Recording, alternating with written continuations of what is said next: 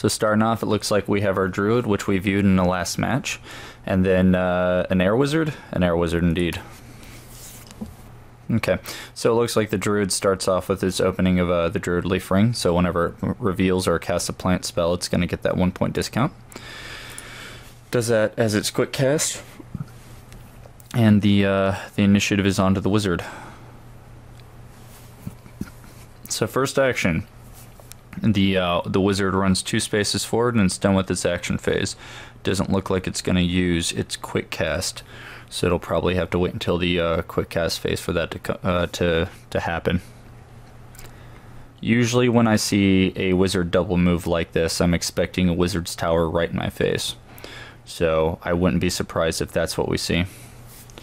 Alright, Vine Tree comes onto the field. It is a plant spell, so it gets the 1 point discount. So for 8 mana, it gets a Vine Tree in its starting zone. It is also tree bonded. Alright, we're on to the final quick cast. Let's see what Keejchen is going to throw down. Alright, Battleforge. Alright, so Air Wizard Battleforge, it's possible that we're going to see some Blasting Banker action or a different version of a wizard. I mean, Battleforge, although it doesn't fit in a wheelhouse of wizard, as far as spell costs go, it's still a pretty common card to see in, well, just about any deck, but it's definitely a wizard.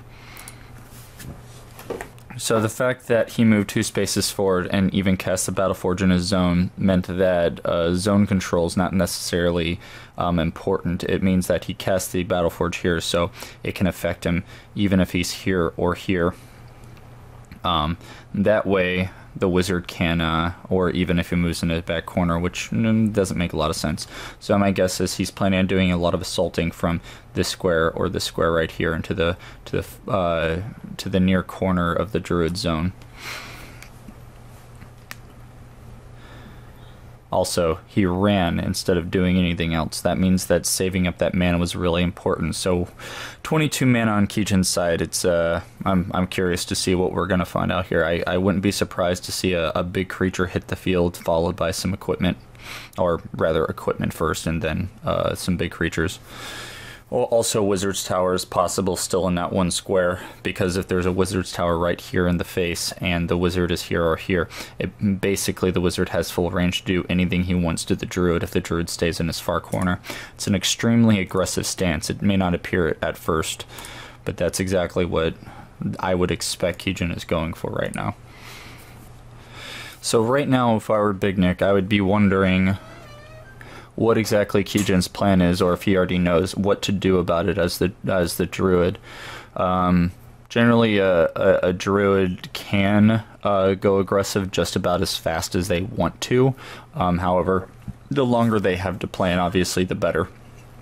That can be said for the wizard as well, but the wizard has a lot more aggression, simply because they have all the attack spells at hand. So if this comes out to be a fast match, the wizard does have an advantage there. It's going to require some clever playing on the druid's part to counter that.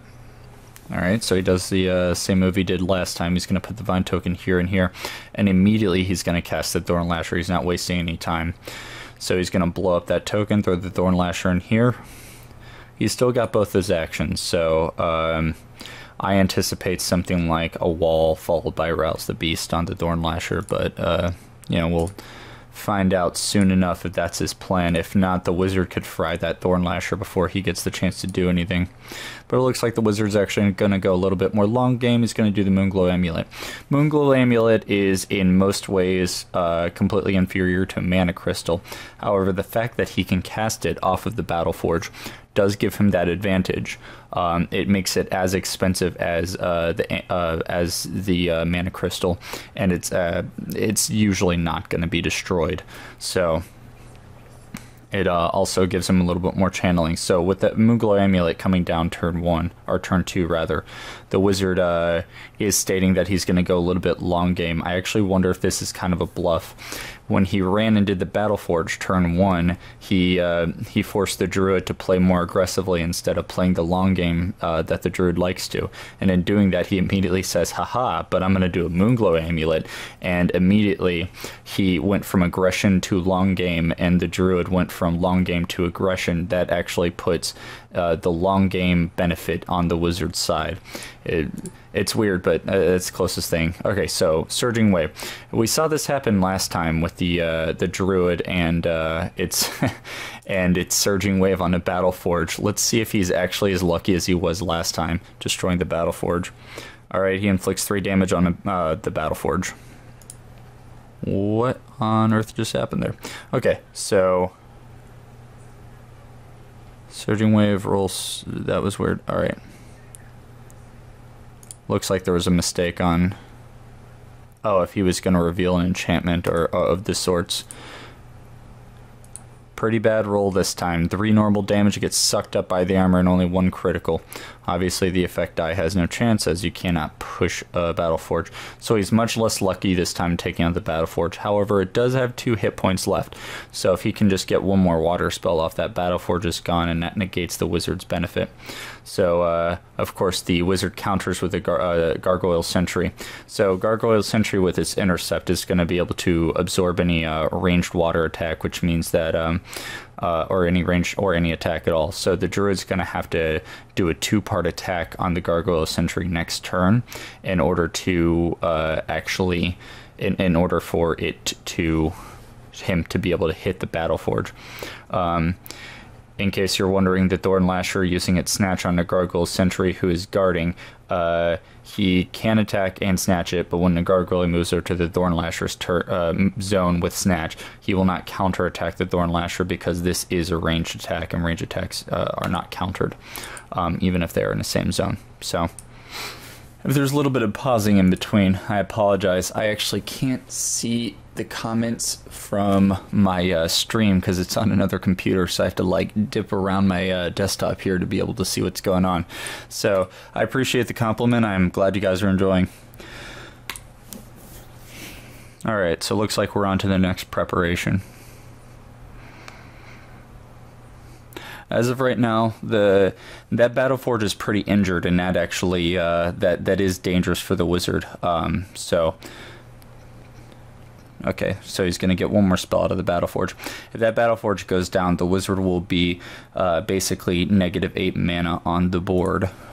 And that leaves him with just his pretty tough Gargoyle Sentry against the Thorn Lasher and the Vine Tree. So the mana upkeep on the field, or the mana placement on the field, will be in the Druid's favor. However, Keejchen does have 3 extra mana to work with this turn, and with both of them having an extra spell at their disposal, so to say, with the spawn points and everything on the field, they can easily utilize that 12 to 15 mana. Oh. Looks like we got another player.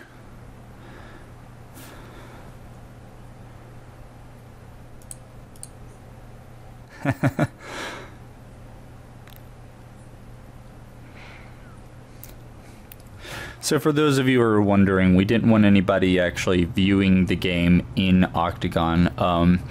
The main reason why is we didn't want anybody to say anything in the comments themselves to affect the players' decisions. That's why everything's on the stream. Hopefully the players are also not watching the stream and stream sniping, hint hint, wink wink, and gaining any insight from the commentary or from the chat. Looks like they got a little ahead of themselves. They went ahead and planned their cards, but they actually have to pass through the planning phase. So now we're on to deployment phase, and it's on Keejchen's initiative. He's going to actually change his plan again. He's going back into aggression with the Staff of the Arcanum, choosing probably one of the most expensive equipments, if not the most expensive piece of equipment in his build.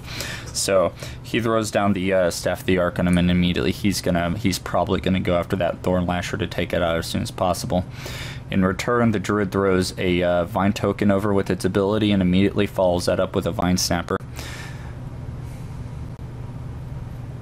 let's see. I do not see if the Vine Tree played an additional token or not. It looks like he actually is going to pass up on the extra Vine token from the Vine Tree in hopes of, well, you know, and just saving that mana so he can do something with this turn. So my guess right now is Bignic is planning on doing something with exactly 5 mana, which, if you'll notice from his discard section here, is, well, that's Surging Wave. Or really, just about any attack water spell. Waiting for a turn pass on Keejchen's side. He said he's sitting there thinking, I don't blame you. When a Vine Snapper comes onto the field that early, see, the thing I like about Vine Snapper is, yes, it's rooted, and it does not have the option to move standard, like wow, I'm totally forgetting, like obviously Tagara or the, I'm sorry, I'm blinking, the other plant creature, the one considered better. But it can't move at all unless it's teleported. And so, because it's generally less used, however, for 7 mana, this thing can deal 5 points of damage, and most of the time it's only going to use its full attack. The only time it uses the quick attack is or a double attack or something like that. But yeah, dealing 5 damage, piercing 1, and Devour's nice, I suppose. It's a very powerful creature for 7 mana. However, the fact that it cannot move, it just makes it it's considered a less efficient creature, or not less efficient, but less used creature. As far as efficiency, Vine Snapper is probably one of the most efficient creatures in the deck. So we see an enchantment come down on the Druid. He's beginning a counter for counter on the enchantment, so they both have an enchantment on themselves.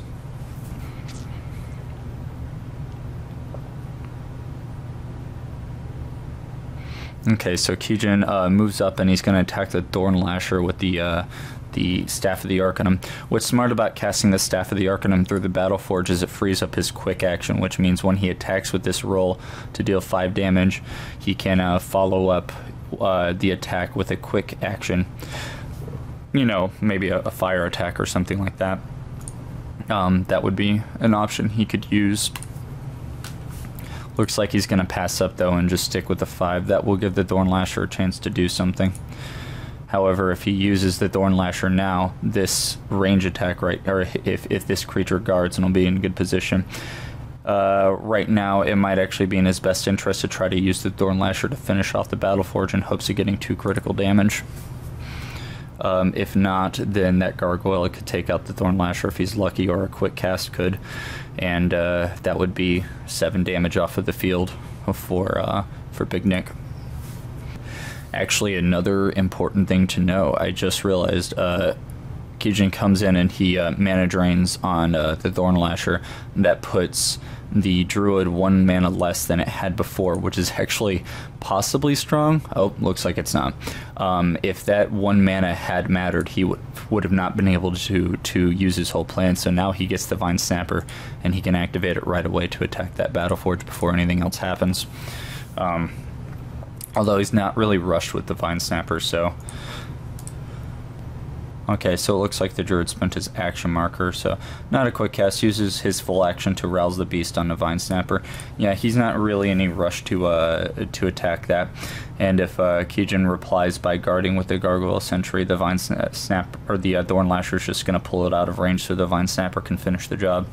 And with its, was it piercing 1 on its attack? Yeah, with its piercing 1, it'll have 3 armor against 5 dice. There's really good odds that the Battleforge is going to go down this turn.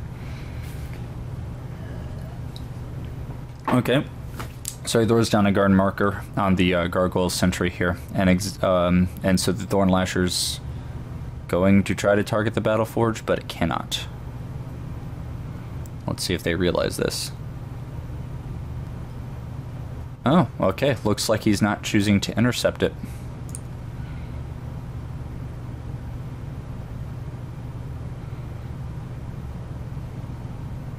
So he goes ahead and he rolls against the attack. He's going to only inflict 1 damage on the Battleforge, and so when the Vine Snapper attacks, it's going to have to hit the Gargoyle Sentry there.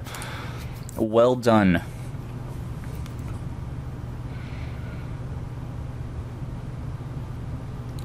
In that case, I think it would have been possibly a smarter play to have the Druid call the shot against the Gargoyle Sentry to pull it out of range. That way, the only fear there is... Actually, there really is no fear. So, I guess the only fear there is the Wizard doing something to the Vine Snapper before it could take its action. So it counterattacks against the Vine Snapper, dealing 2. It itself also takes 2. See, well, with the 3 intercept creatures, while the Gargoyle Sentry doesn't have a really wow ability, you know, it's not like the Angel where it heals, or Panzer Guard where it can just dodge everything. Since it doesn't have that, it does actually have the most health, and the armor +3, bringing it to armor 4 and 14, makes it actually, on basic, it makes it the toughest. Also, tough -3 is pretty useful, so when they do try to hit it with some type of ranged magic attack, or something else like weak or whatever, the Gargoyle is better off. Alright, so a little bit of damage shuffling on the Druid's end here. And looks like the Battleforge will stay on the field one more turn to get to cast a spell off. That is a heavy blow to Bignic. He was really relying on taking out that Battleforge this round. Alright, well, while we're waiting for them to figure out their planning phase.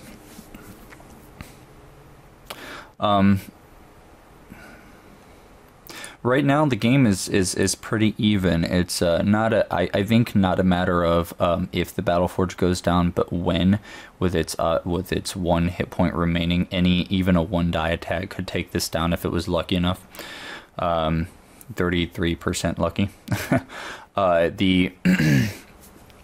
So once that goes down, the Wizard's got to make up for it. He only has the Gargoyle on the field, but since he actually chose to throw the Staff of Arcanum down rather than another creature, he's going to be spending full actions to actually attack with the staff, and that means 1 less creature that you could have cast instead. So while yes, he's dealing 1 additional die with mana drain every turn, if he spends that full action to attack, of course. If he's doing that, then he's only gaining 1 die versus casting even the smallest creature, which would be dealing 3. Or in a Wizard's case, most likely a blue gremlin or something like that, with dealing 3 and piercing 1. So he's a little bit behind on as far as things go. He is working with 18 mana, so Keejchen is doing pretty well mana-wise, which means if he has 1 more big piece of equipment, now would be the time to throw it down. Obviously, with the Battleforge being at death's door here. So, yeah, it's really, I don't know, I'm anticipating either a big piece of armor or something small for the Wizard. Obviously, a leather equipment is extremely popular, especially for Battleforge builds. So once he does that, he'll start shifting his focus. The Battleforge is only there to prepare for the oncoming onslaught. That's actually usually not your game plan. And Gargoyle Sentry doesn't actually explain what your deck does. It's simply there to protect you from things like Thorn Lashers. So we'll find out soon enough, probably this turn, if not next turn, what Keejchen's ultimate plan is for success. Of course, on the Druid's end, he only has 3 Vine Markers down, and that's, of course, not a big deal, because he can have up to 5 on this turn, and he can go throw 1 here, and then throw 1 here or here if he really wanted to. Or, my guess is he'll throw 1 here and then cast another creature out of it. He only has 10 mana to work with, so Bignic is pretty far behind, 8 mana behind, as far as what he can do this turn. But if he spends 1 mana to throw a Vine token down here, and of course his ability to throw 1 here, that will throw a Vine marker there, as well as being able to cast something. And I don't know, he could do a plethora of things with that Vine token. For instance, cast a Tangle Vine on a guarding Gargoyle Sentry, things like that. Of course, more creatures I mean, you know, depending on which ones he has. So far, actually, I've only seen him cast Thorn Lasher and Vine Snapper in the games that he's played. So I actually don't know what else his deck could do. Dancing Scimitar. So Dancing Scimitar comes down on the field. Its upkeep of 1 is going to be countered by the Moonglow Amulet. So it's he's going to net that. And Dancing Scimitar is an incredible piece of equipment. Being able to deal that extra 3 damage or have a 8-up dodge all the time is just really good. Dancing Scimitar, in my opinion, is probably, next to a wand, the best piece of equipment to dissolve. But he'll have at least 1 action off with this Dancing Scimitar before it gets destroyed, if it's going to be destroyed. Thing with Dancing Scimitar is you either get rid of it then, or you decide you don't care about it. And usually you're not just going to ignore it.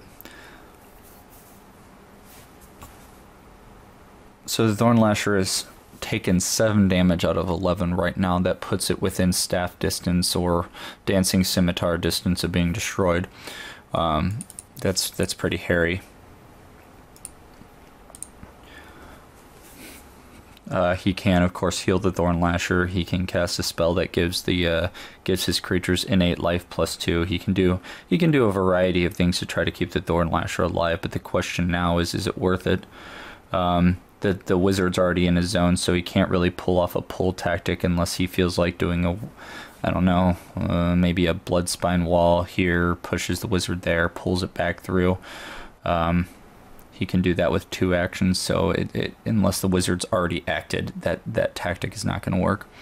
So Bignic goes ahead and he uses the Thorn Lasher to attack the Battleforge before the Gargoyle has time to guard. He takes advantage of his initiative marker and destroys the Battleforge. So obviously, now that the Battleforge is gone, Keejchen has to think of how he's actually going to deal with this situation. I don't think he anticipated only having 3 pieces of equipment on himself. Alright, so it looks like he's not sure if he wants to spend his quick cast or not. So it looks like he's going to activate the Dancing Scimitar in hopes of destroying the Thorn Lasher. Now there is an enchantment on the Thorn Lasher, so I anticipate whatever it is can't at the end.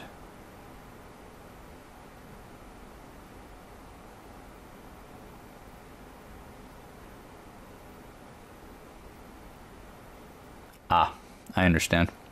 So it looks like he attacked with the Vine Snapper, but before it ended his action, he went ahead and he did the attack and then thought about whether he wanted to use the Dancing Scimitar, but it was too late, and by tournament rules, it's a little too late. I think Bignic misunderstood the situation and accidentally revealed block.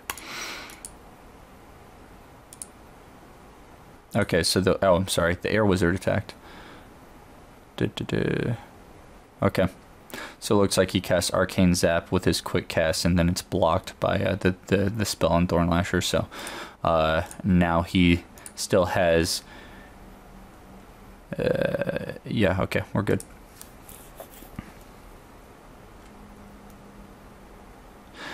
So Keejchen goes after Bignic directly. He's going straight for his druid. What is he targeting him with?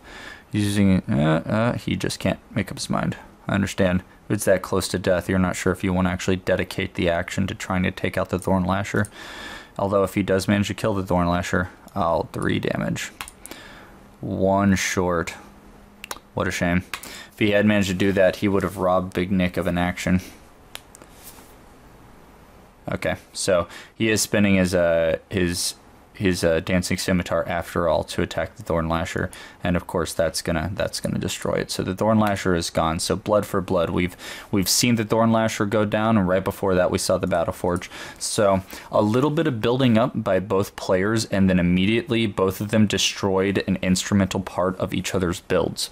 So right now, he is stuck without a Battle Forge, which if you could argue was just a beneficial thing. Maybe it wasn't actually the whole purpose of the deck; it was just useful to have. But then Bignic, on the other hand, lost his Thornlasher, which is actually pretty instrumental to the deck. So, of course, he can summon another one, but without that right now, his deck is he's very vulnerable. So it looks like he's going to retreat up one space, so 2 zones away from the wizard. He's going to use a quick cast, and he's going to attack the wizard with the Tanglevine. The Tanglevine is range 2, so he doesn't have to use his token, and the wizard has been ensnared by the Tanglevine. Since it is a conjuration, nothing that Keejchen has on him right now is actually going to save him from that Tanglevine. That's one reason you could argue Tanglevine instead of Force Hold. Because Force Hold gets nullified.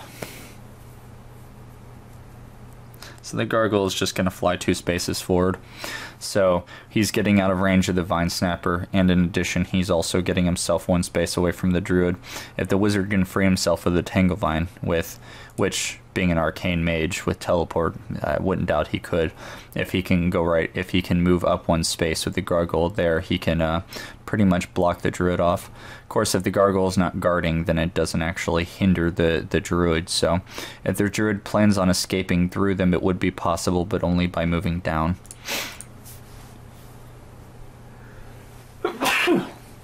Oh, excuse me. Okay, so Keejchen's going to go ahead and play that cost for the Dancing Scimitar. I want to take a look at Dancing Scimitar real quick. It only costs 5, so when you need it immediately, you get 3 dice of damage or a dodge for only 5 mana. Now, normally those aren't very good, but literally the very next action you have with that Dancing Scimitar is worth it. If you roll 3 dice at 1 turn, pay the upkeep to make it cost 6.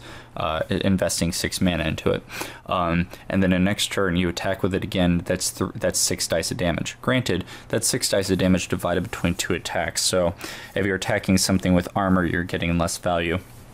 But regardless, you're still rolling 6 dice of damage for 6 mana, and that evens itself out. Same thing with the dodge.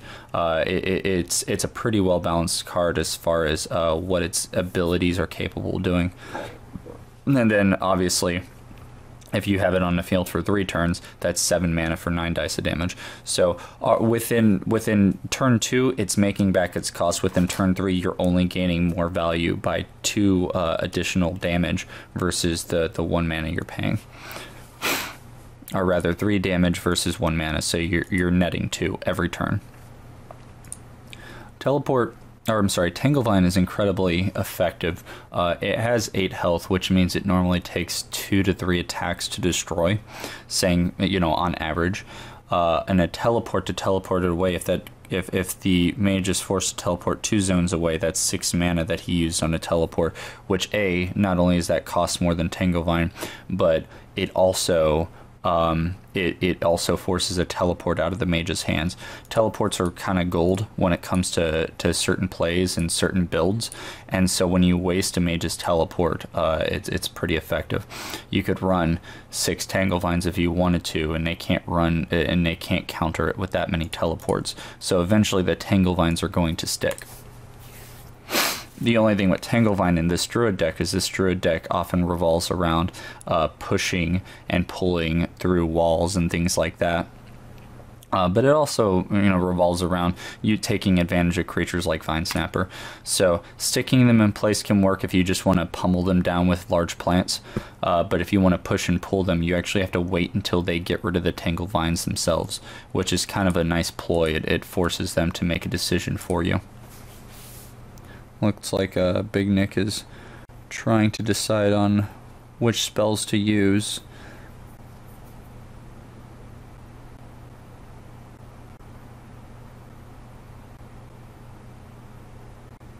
Alright, so it looks like he's made a decision on which card to attach to the Vine Tree.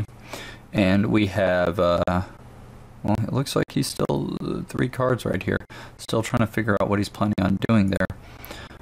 I doubt one of them is an enchantment that's already cast on him, so I think he's just trying to figure out which of these 3 to use right here. You know what, I'll just wait until they're done with this this preparation real quick. Okay, we're on a passing through planning. That's the thing about Octagon, is you often forget what phase you're on. If it had a little blurb saying which phase you're in, that would actually be pretty effective. You know what you're doing and which phase you're in, because sometimes it gets a little confusing. So, yeah, if he teleports it over, it can attack the mage, but then the Tanglevine is there to hold him down. But if that wizard teleports 2 zones and is in the same zone as the druid and the gargoyle moves over, that vine snapper cannot be teleported close enough to get to them unless the druid literally moves right here and then teleports the vine snapper 1, 2, 3 spaces over. Alright, so it looks like he just makes himself a new Thorn Lasher in the same zone as a wizard. Not sure if I agree with it, but then again, I don't know what his game plan here is. So we'll find out in a second. So another important thing to point out is that while Bignic is taking more advantage of his mana, Keejchen is just sitting on a surplus. He's at 23 mana right now, meaning if he's planning on banking all that mana for a few attack spells, you know, perhaps Bignic should be aware of that and be prepared for the moment that the wizard decides to unleash. There's also the possibility that he's going to boost this Gargoyle Sentry with a few enchantments and then just go to town on the druid. It would be it'd be a pretty powerful creature as far as things. I mean, you can get up to 7 if it had you know, the charge trait as well with bear strength. So I'm sorry, 6. No, 7 piercing 1. So now he throws the Ethereal Life Tree, and this time he's saying, yeah, I'm not going to let my Thorn Lasher get killed this time. Now it has 13 health, and by doing that, he's creating a little mind game for Keejchen. Keejchen has to decide if it's worth still going after the Thorn Lasher, since it does have the innate +2 life. It basically could mean an additional attack it would take to kill the Thorn Lasher. Now, in response, he casts another Gargoyle Sentry. So now there are 2 Gargoyle Sentries with, you know, potent creatures, not very powerful in and of themselves, but they're very defensive and they're going to stick around for a long time. They're also pretty much immune to most of the druid's tricks. Not even Surging Wave can affect a flying creature, so they would have to be on the ground for him to knock them over, followed by any other series of moves. So the 2 gargoyles also benefit from the Ethereal Life Tree. So, yeah, talking a bit of power on the wizard's end here.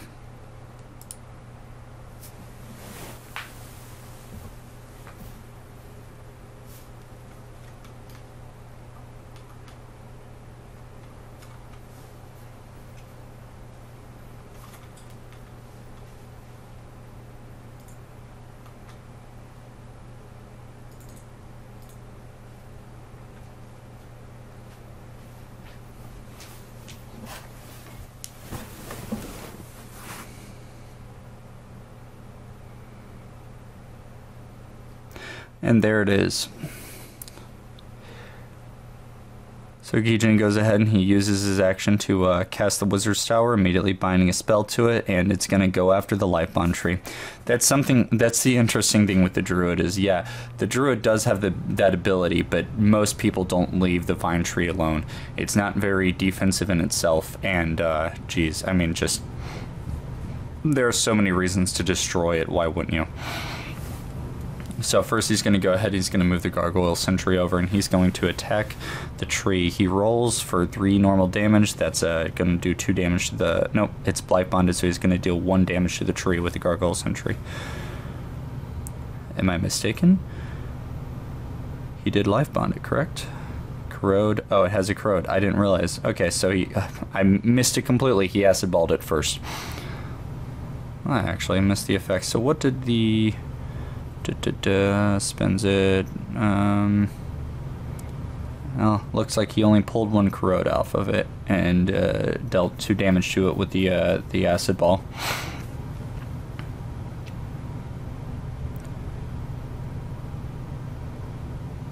All right. So things could turn around quickly. The wizard has decided to not go for the Thorn Lasher and has directed his attention at the Vine Tree. this could get hairy. It looks like the wizard. See, the thing is, the wizard is 2 zones away from the druid and from the life bond tree, so it actually doesn't. It doesn't really matter that for the wizard that he's stuck right there. Had he been stuck in this zone, that would mean a heck of a difference. He'd be 3 spaces away from actually being able to do anything to these 2 spaces. But now he can couple his strength with the wizard's tower and the flying gargoyles to basically destroy what he wants from afar. So it's a question of how does Bignic plan on dealing with the gargoyles and with the wizard's tower, because he's already wasted so many resources on the wizard's tower or on the battle forge. Does he have a counter for the wizard's tower? A really strong play is Force Hammer. Force Hammer, I used to hate it. And then after Wizard's Tower became a pretty popular card in the meta, I started playing around with it, and just about everybody did. And Force Hammer is basically auto-included in most of my decks now. To destroy Wizard's Towers or Battle Forges, both of those cards. It may by itself not do the job, but if you roll well enough, it can. Otherwise, yeah, it's a potent Force Hammer. Force Hammer can turn the game around. It always will end up costing more than the card you're trying to destroy, but when you're talking about action economy, it takes away that action that they would normally get from whatever it is that their game strategy is, whether it's the Battle Forge, Wizard's Tower, basically any other conjuration.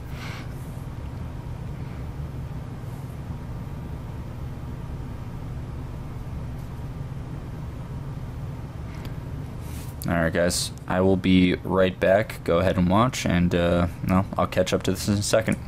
See y'all then.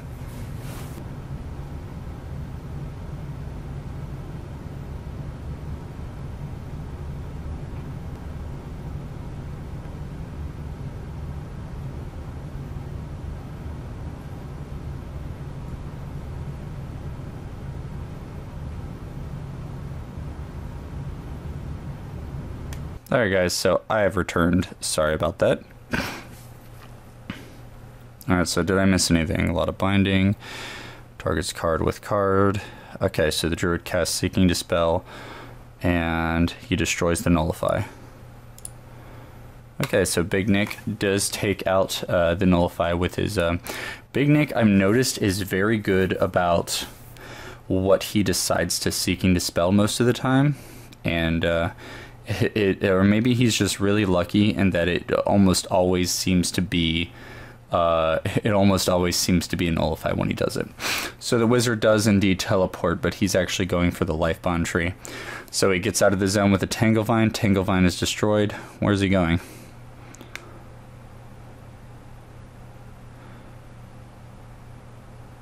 So he spent the 6, but he only moves 1 zone. I don't know if he ended up refunding the mana or not. Oh, yeah, it's right there. Okay, so he does only pay 3 on the teleport. He moves over 1 zone, and then after that, the Wizard's Tower comes swinging in with a, looks like another Acid Ball at the Vine Tree. It gets 1 additional Crow token, so now it has no armor left, and the Wizard comes in, and looks like he's going to hit it with the staff. Looks like he does indeed. That's going to be 3 damage.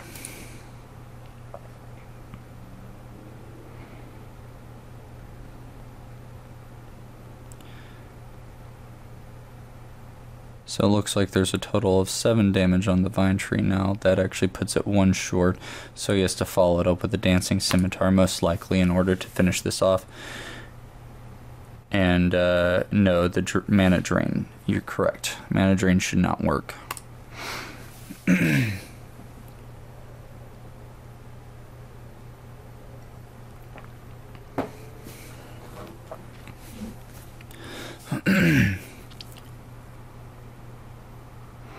Alright, so the game automatically took the Mana Drain away, but it looks like a little coding needs to happen just to make sure that the staff attacking a conjuration doesn't actually drain the mana. That is a very specific scenario that I don't think happens often, so nobody's really expecting that to happen.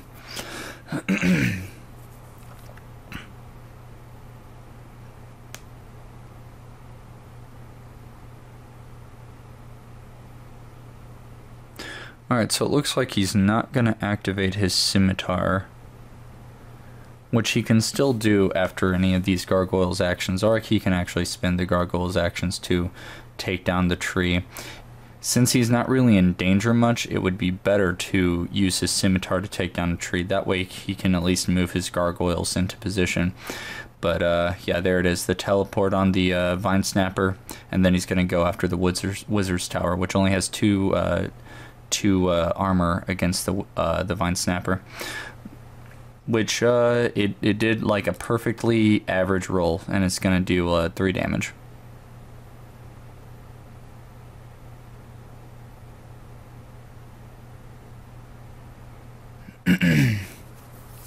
Okay, so looks like he is going to attack the vine tree with the Gargoyle Sentry. I'm wondering if he simply forgot about the scimitar, or if for some reason he was expecting an attack, so he kept it for a dodge chance.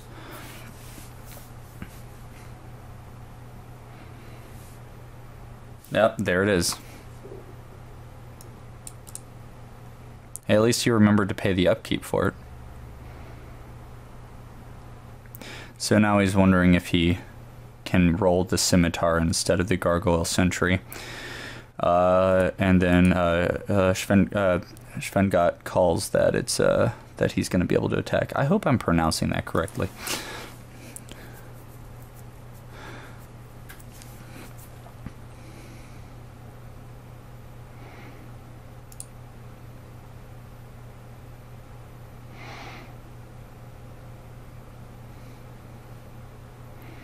So that's 8. Oh, that's of course right. The Ethereal Life Tree is going to give it +2. So it's actually not dead, my mistake. So the Vine Tree does have 2 additional health. And but remember the sword next round. Good call. That's kind of what I like, is because there are a lot of rules with the game, I'm happy that for the most part people are relaxed in how things work. Especially it's easier to forget these things, I've realized, on Octagon than it is in real life, in person on the board. So it's every little thing, every little resource at your disposal. I actually know a player or two who doesn't like to play wizard or complicated druid builds because they're afraid they're going to forget any of their parts of their game, which I think is a bad reason to not play those, but I suppose that makes sense. I don't know.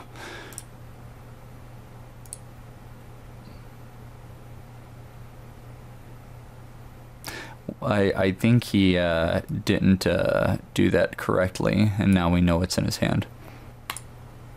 I wonder if anybody realizes that yet. Probably about to hear in like 10 seconds like, oh, I didn't want to reveal that.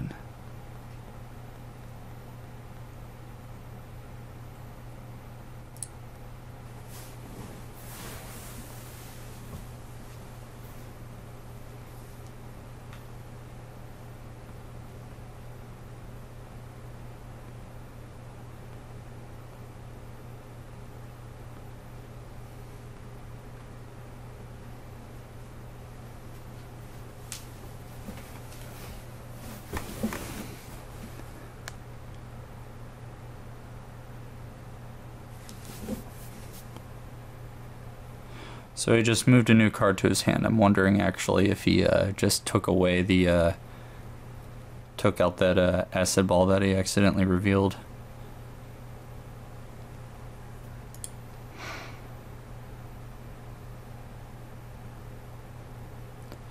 It looks like he's pretty much prepared. Oh, nope. There's a new card on the Wizard's Tower. Another benefit of the Wizard's Tower is the fact that you get to switch out the card that's attached to it every turn without any additional cost. And that's unlike any other spellbind piece or any other spellbind card in the game, and that that wands allow you to switch it out, but for a price. So does a helmet, even though it's cheaper. And then, of course, you have, like, Thought Spores who spellbind, and they, of course, can't switch it out at all, but they're also a moving platform. They're a moving familiar. So, I don't know. Truthfully, it has so many benefits, and a lot of people have complained that it's too overpowered. I feel like if one small thing was changed about it, then it would be no problem. But then again, that's my opinion, and a lot of people are either in agreement or disagreement. Truthfully, I think it has a very slight advantage over some other cards, and because of that, it gets used more often. And when it's used more often, people see its effect more often, and thus they complain about it more. That's kind of how I view it. It has a smaller benefit than most other cards because Mage Wars by itself is fairly balanced. They have a good system for as far as you know, health, armor, mana cost, attack dice go, things like that. So I think that the Wizard's Tower has a slightly more benefit than most cards, and just because of that, it's used more. And I think that's where the main complaint is just you see it too often.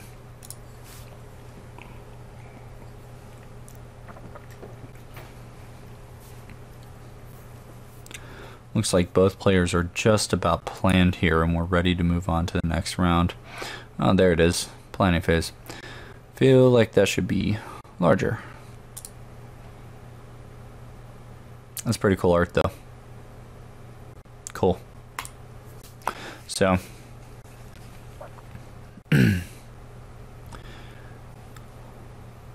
so it looks like he's going to start filling up this board right here, around here with tokens, preparing for a counter strike, because it looks like he realizes that right here is where everything's going to happen.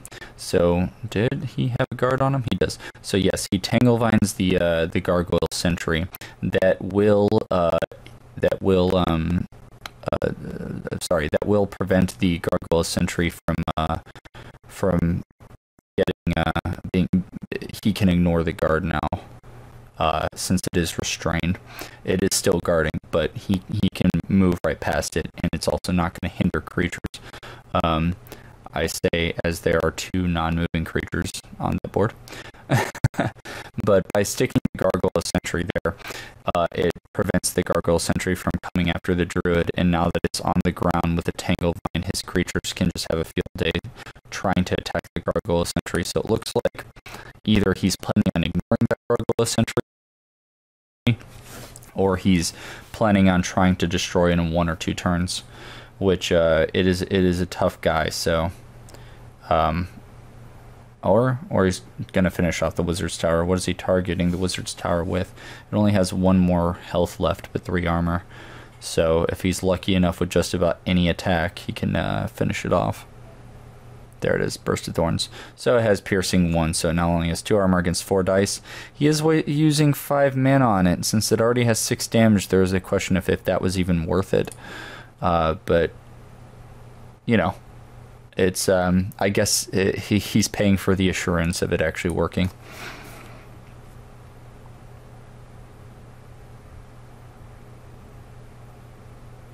Okay. So, no intercept. And yeah, there goes a Wizard's Tower. He was expecting it to go down anyway, so it wasn't a big surprise. Yep, correct. Restrained creatures cannot intercept. They are restrained. Their guards only matter for the function of counterattack.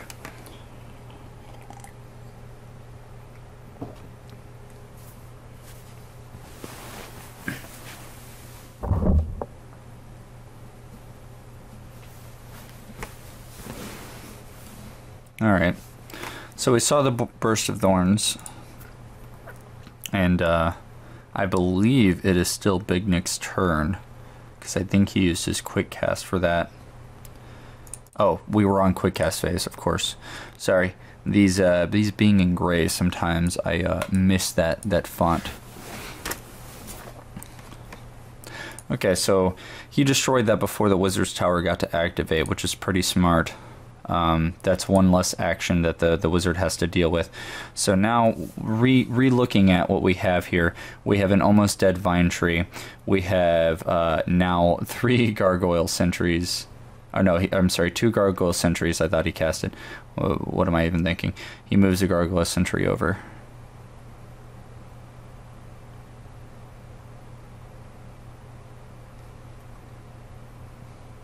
Yep. Just as I thought. So he teleports the Gargoyle Sentry over for 6, and he's going to get an extra attack off the Vine Tree. He's focusing all his efforts on the Vine Tree.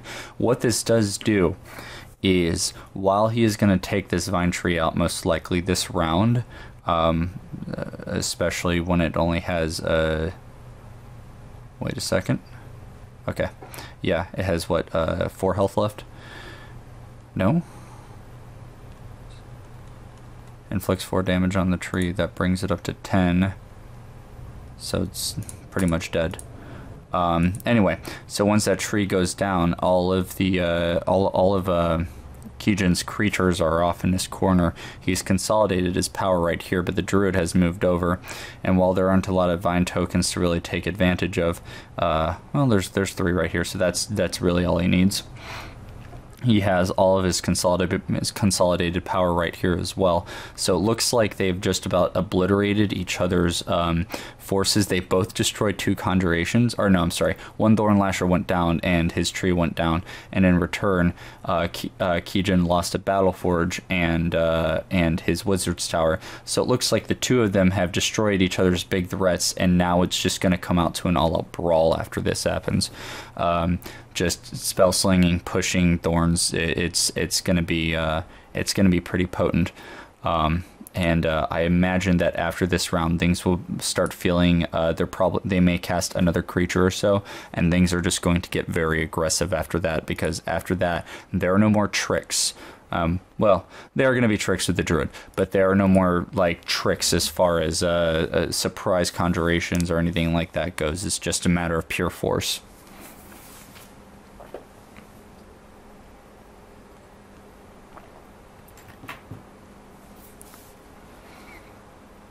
Oh, that was a sad roll right there. So your attacks rolls 4 dice of damage, and actually it only does 1 regular damage and pings off the armor.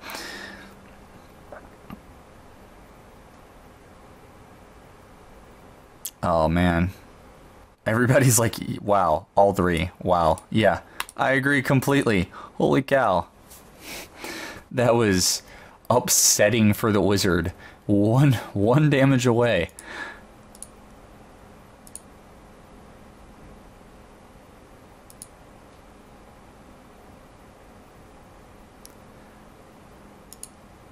Oh, Ben accidentally joined. Ben was actually one of the contestants, and he had a heck of a run himself. We'll see you later, Ben. Hopefully he checks out the stream. All right, so looks like he blows up one of the tokens and casts a Thornlasher out of it. So now he has a chain as far as things go. Of course, moving up 1 kind of breaks the chain, but only so much. When you think about this type of build with the Thornlashers, I played one in an episode once. When you think about this type of build with the Thornlashers, you've really got to think of positioning. It's extremely crucial. You got to know where your line begins and where your line ends.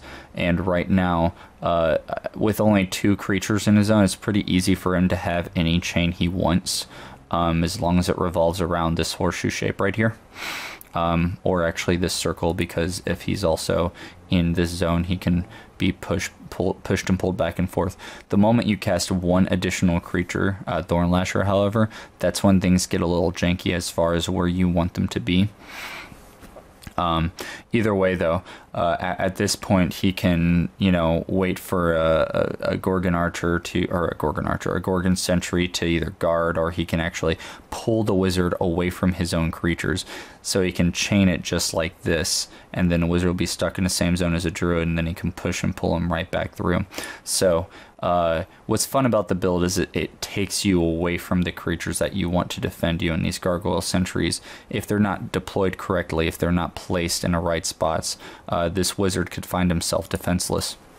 But probably only about for a turn or 2 until the Gargoyle Sentries catch up.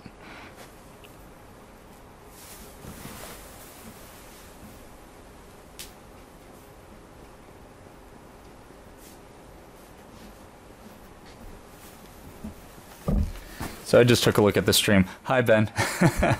I just realized that you are here. Well, good to have you around, bud.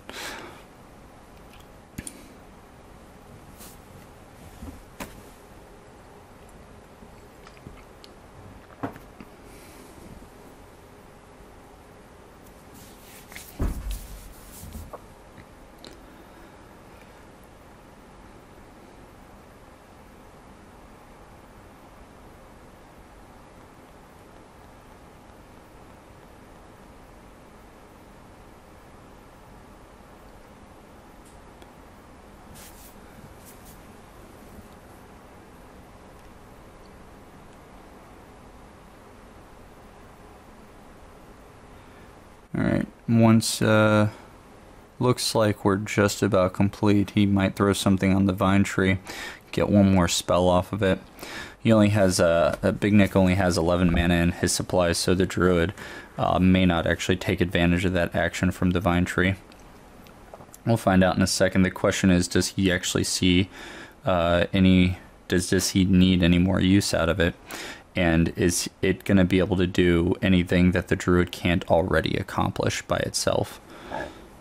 The one benefit to doing it is it does generate 1 mana, so if he does cast a spell out of the vine tree right now, he is at least taking advantage of its channel +1. So I anticipate he will probably throw, I don't know, I guess either another Tanglevine or a Thorn Lasher down.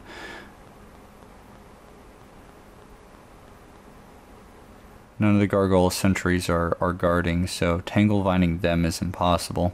So if he Tanglevines the Wizard right now, he's going to go after one of the Gargoyles to try to pull them within range of things.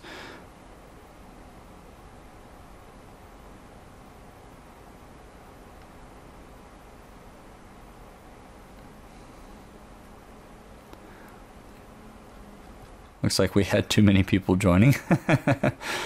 Sorry, guys.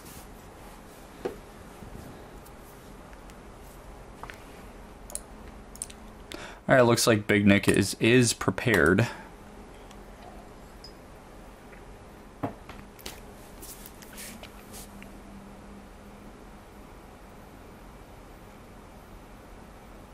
Okay, on to deployment. Let's see what he pulls out of that vine tree. I feel like it's going to be another Thorn Lasher. Either here or maybe right back here. Kind of depends, actually.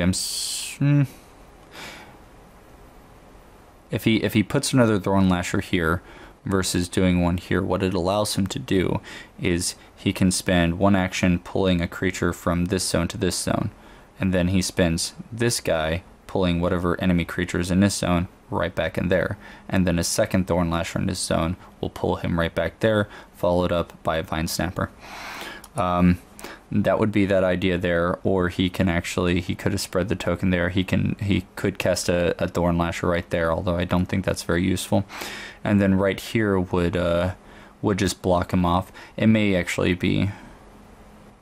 be best, I don't know, in this zone, but truthfully it's kind of up to him on how he wants to play this. Okay, so he's done with deployment. So he's not going to cast anything out of the vine tree, which means this guy is just going to go to waste. If it's destroyed, that is. So the wizard's going to cast the Reflex Boots. Pretty smart, considering if the Thorn Lashers start pulling the wizard through, if he dodges just one Thorn Lasher attack, then the whole chain is broken. And he realizes it.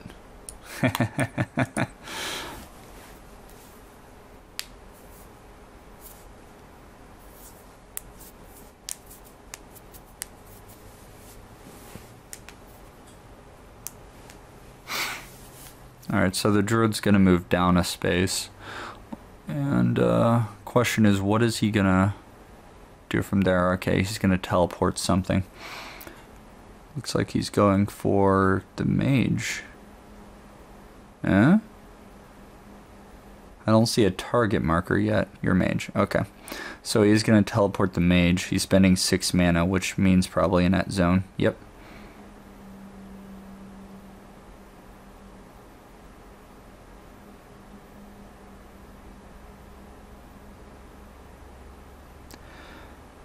Alright, so he spends his full action teleporting him, and then he spends a quick cast. What is he targeting him with? Oh, he's dissolving the boots. He figured, you know what, I bet you he actually... Oh, no, the Dancing Scimitar, of course. He probably kept that dissolve in hand in case the wizard threw down an Eagle Claw boots, or in case he didn't, and then he would destroy that scimitar. So That gets rid of one of the Wizard's Avoids, so the Wizard's going to retrace back a step. He's going to cast something. Fog.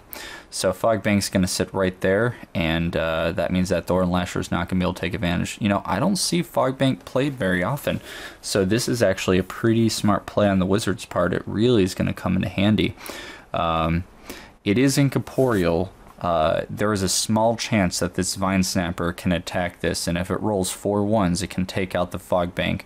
That way the Thorn Lasher can pull him and still do the chain. But then again, there are no Bloodspine walls in play, so doing the chain isn't super effective right now, for those of you who played Pokemon back in the day.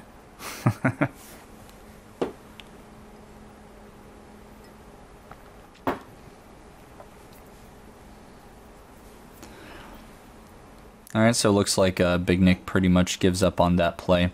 He's going to attack the Gargoyle, pull him over, doing a measly amount of damage.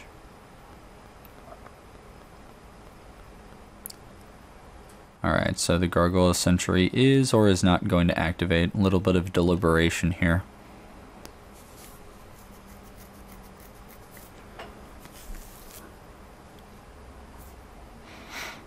So it should be on Keejchen right now to decide what he's going to do with these Gargoyle Sentries.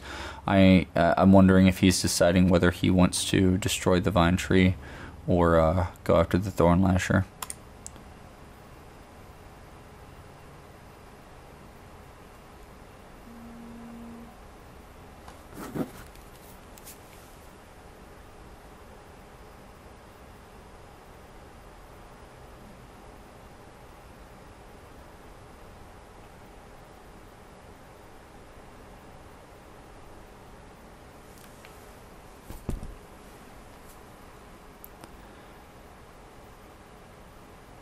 Alright, so it looks like he is going to focus on the Vine Tree.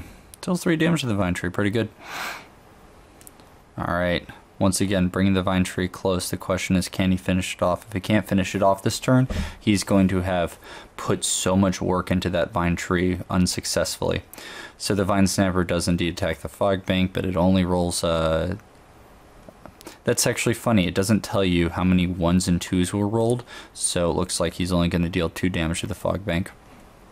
And that's 2 away from being able to destroy it, which means this Thorn Lasher is just going to have to ping away at a Fog Bank, start picking it apart piece by piece, like, I don't know, pulling cotton out of a bag.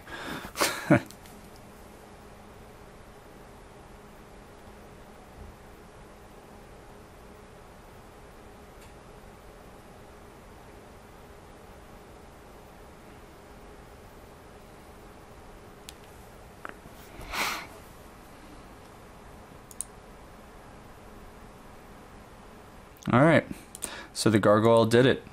The Gargoyle dealt 3 damage to the tree, and the tree goes down. That's a game changer. I mean, it would have been a huge game changer had it happened 2 turns ago, but dice did not permit, and not enough resources dedicated, which is totally understandable. So at this point, the Druid is without its tree. It's going to lose that channeling. It's going to lose the extra life, and it's going to lose the its pseudo regeneration effect, which is a little bad, simply because Bignic did absorb 6 damage just healing from or just taking the damage from that tree. So we've I don't know. It's interesting to see where things go from here. That Fog Bank still needs to go down. Did he? Yep. Attacks the Fog Bank, and he dealt 0 damage. So the Thorn Lasher attacks the Fog Bank and deals no damage. Did not roll a single one, it looks like. I'm gonna scroll this down a little bit. Make our screen bigger. All right.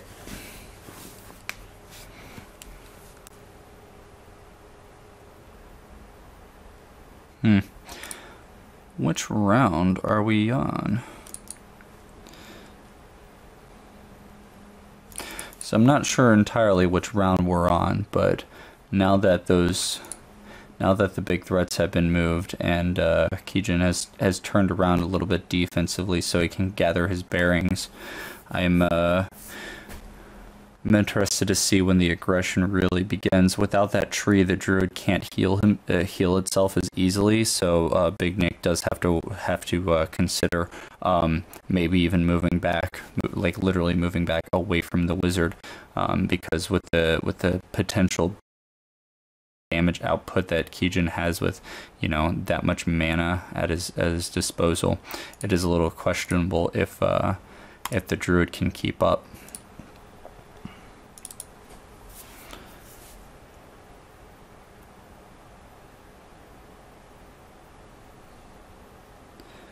Now the wizard is, Keejchen's wizard is an air wizard. However, I am wondering how many fire spells he might have at his disposal, because if he had a few flame blasts or fireballs right now, they might be pretty darn effective. They'd be rolling 8 dice of damage against these creatures with, well, 2 more life than they're showing because of the Ethereal Life Tree. I wouldn't go for the Ethereal Life Tree if I were him. However, by killing this and doing 8 damage, it actually is taking 8 damage off the field, since he does have 4 creatures. Of course, his creatures lose the life as well, but I don't think that's as much of a concern for him.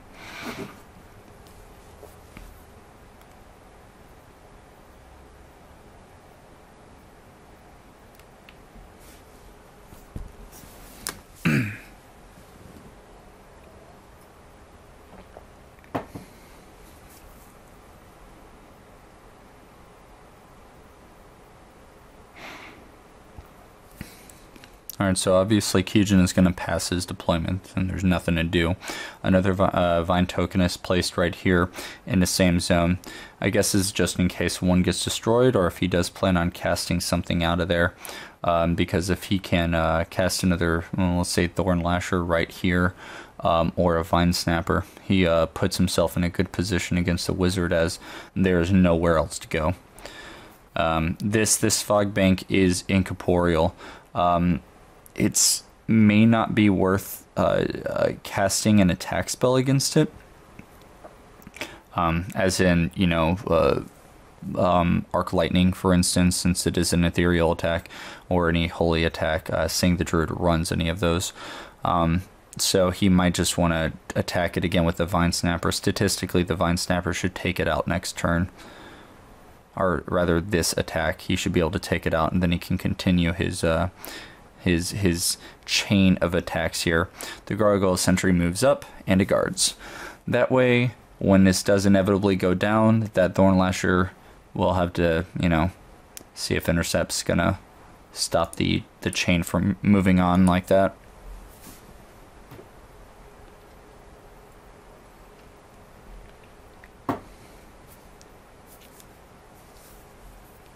Another benefit, actually, of casting this Fog Bank right here is it is a wall on that zone. And that means that there cannot be another wall on that zone, and thus the Bloodspine Wall trick does not work, actually, as long as that Fog Bank remains. So it looks like the druid does move back. And he's going to cast another enchantment on himself. He is preparing for the assault. Whether that is his own assault, or whether it's Keejchen's assault.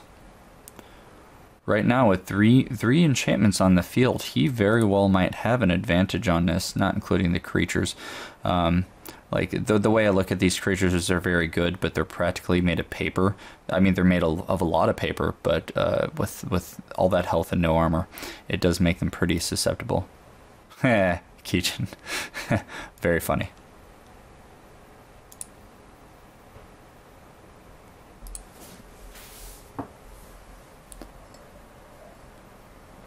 Alright, so Keejchen's passes. He is outnumbered on actions. Very good call. He moves the Gargoyle up first for safety, and then after that he passes because he is in no pressure to make a move. A little bit of banter back and forth between the two championship players here. Wow, not a very good roll on Bignic's side. But he is going to snatch. So he pulls a Gargoyle 1 after having dealt just 1 damage. And that Gargoyle moves forward a space and guards. he is trying to cut off the druid's escape route. He actually used the momentum that the Thornlasher gave him. That's pretty funny.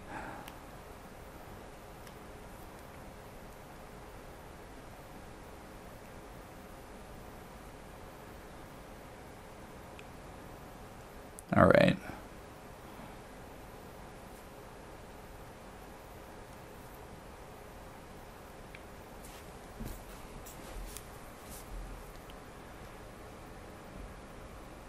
Okay, so the wizard comes in, and since the fog bank does not actually block movement, it only blocks line of sight, the wizard's going to move in and he's actually going to come after the Vine Snapper.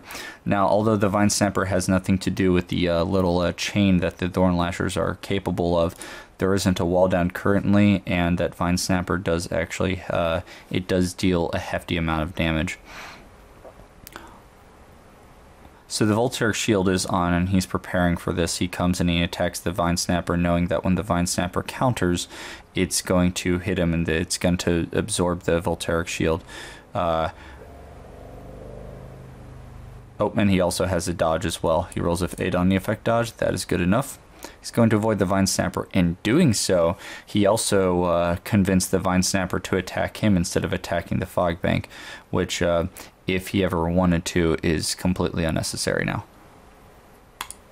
So Keejchen, as a little surprise, goes, haha, poison gas cloud, and everything in his zone is going to take the additional damage. That's going to put the Vine Snapper 4 damage away from death. And it also does indeed affect the wizard, but at this point I'm sure he doesn't really care too much.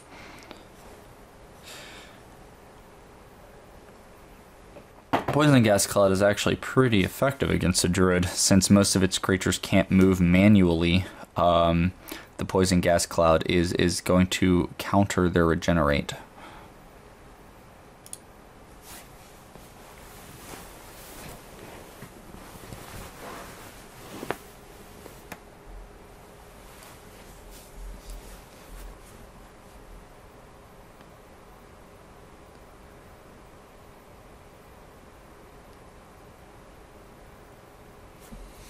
Alright, we're just doing the damage shuffle real quick.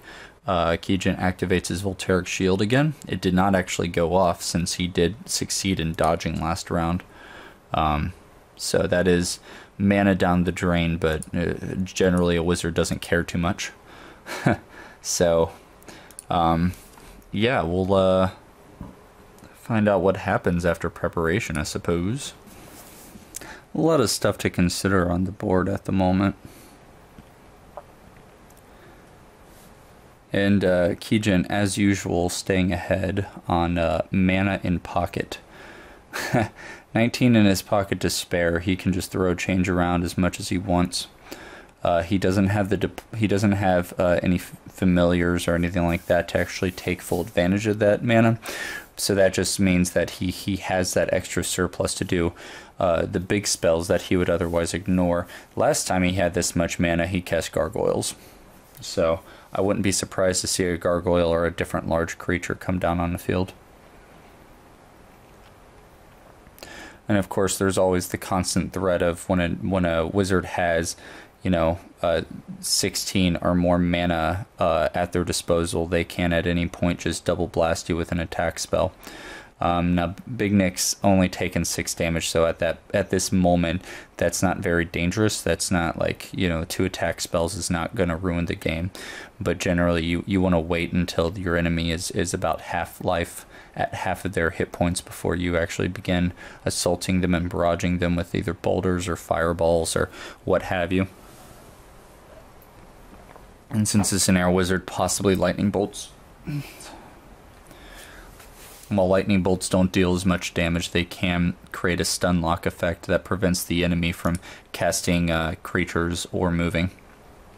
It can still cast its quick spell non-attacks, but meh.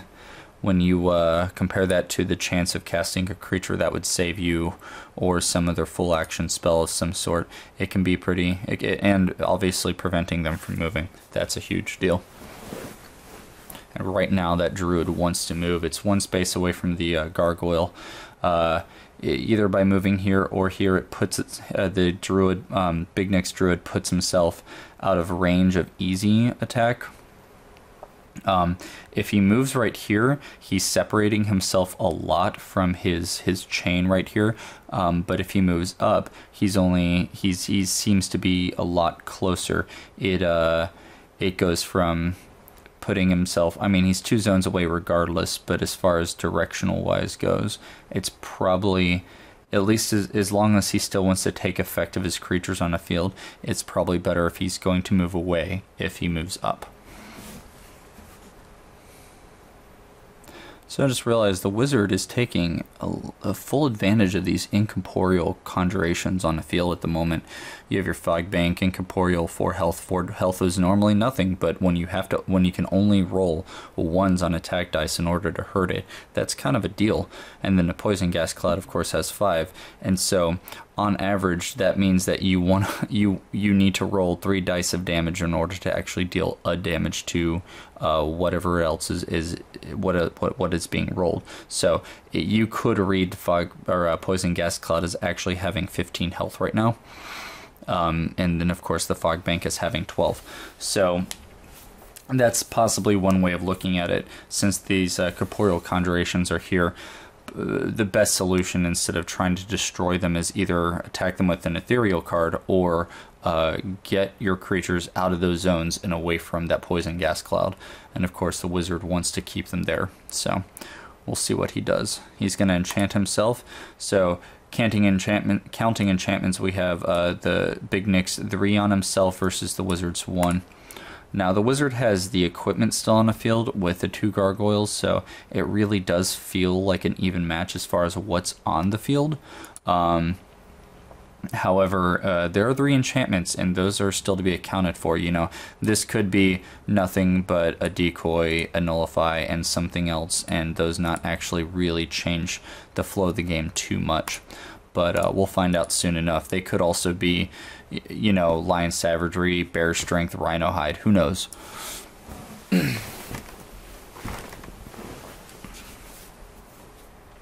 So it looks like he's going to cast an enchantment on the wizard, and there it is. Reveals a nullify. He baits out the nullify. What did he cast? Is it a decoy? It is. It is. What is it? I want to see it.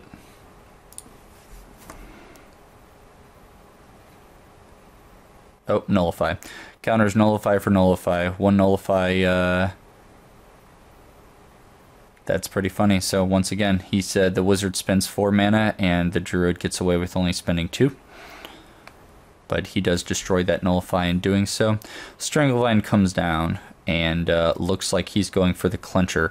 Although there may be a Poison Gas Cloud, he does not care. He has officially said that he would rather his creatures finish off this wizard before the Poison Gas really seems to have much of an effect. And the gargoyles are pretty scattered. This gargoyle is 2 zones away. Unless it gets teleported, it's not going to be of any use in this upcoming match, or in this upcoming turn. Pretty risky revealing the Stranglevine this early. Generally, you want to do that on your final quick cast phase. That way your opponent doesn't have a way to counter the Stranglevine that turn. Because, see, as you see, he does Stranglevine, and immediately it is countered by Teleport. So he just used 7 mana, countered by Teleport. That is a classic example right there, and he just saw that play. He took the risk, and he blew it too early. So usually you want to save that Stranglevine for final quick cast phase, but I suppose he really didn't want the wizard to move away.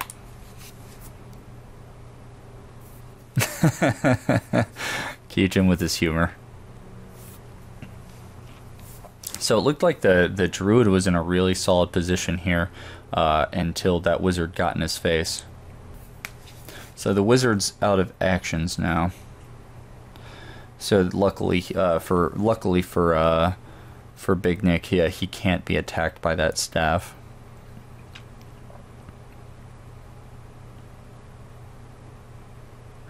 Looks like he's going for the Poison Gas Cloud. I mean, don't really doubt, or don't really blame him too much. Vine Snapper, really? 5 dice and not a single one. Bad luck. So he's gone, so now we have to activate one of the gargoyles. What is he going to do? He's going to double move with the gargoyle, get in the same zone as the druid. The animation there is pretty funny. Gargoyle comes in and the druid just backs off a little bit, and now the wizard's like chasing after him. That's kind of funny. Alright, so Bignic's going to spend his other Thorn Lasher. And once again, no ones, not a single one on that poison gas cloud. No luck at all. So what could have taken something out in 2 turns with as many dice as he rolled, 8 dice, could technically take out the poison gas cloud. He's had the very opposite effect and dealt literally nothing. So the gargoyle is indeed going to go for the Ethereal Life Tree. I'm wondering if he's just planning on doing a sweeping attack to see how effective it is before he moves on his way, or if he's actually dedicating to trying to take down the Ethereal Life Tree. Gargoyle Sentry ends up doing no damage, and then his, hey, he dealt 1 damage with the Thorn Lasher this time to the poison gas cloud. So far that's been a total, let's see, 8, 3, and 3. So he's dealt 14 dice of damage and dealt 1 damage to the poison gas cloud. That is just such bad luck.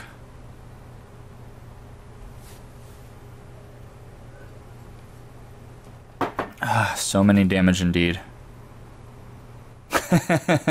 It is. That is kind of the funny thing, is like, how do you really, like, how do you destroy a poison gas cloud? Do you just kind of like waft it away? And these guys don't really have, you know, they're using thorns. It just kind of, or lashes. It just kind of cuts through. They need like big wide hands to defeat a poison gas cloud. At least that's what I would say. You know, gargoyles could take it out. They could flap it away with the wings. I don't really know.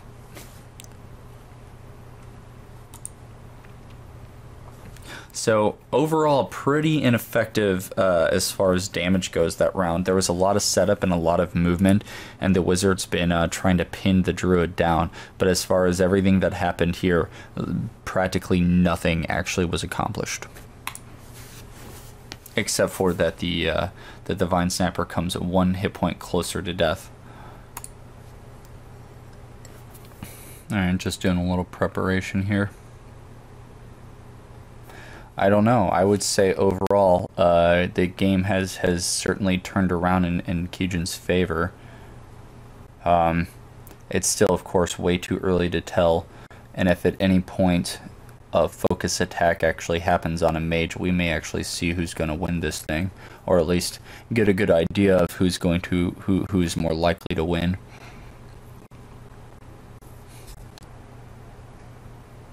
Alright, I believe both of our players are done with the planning phase. You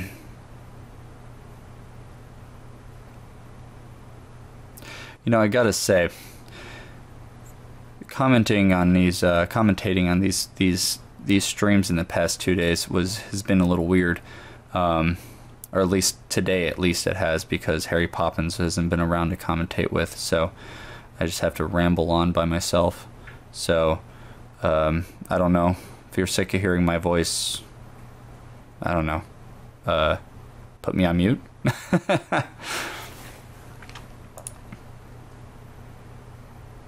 I feel like I should play commercials in between the planning phases right now. That'd be interesting.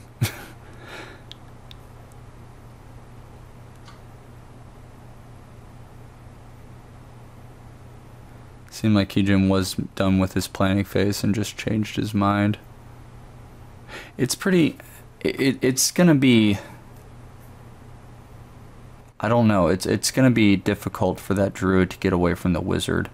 I could see him moving over and doing some trick with wall of the with Bloodspine walls and pushing and pulling and all that jazz. However,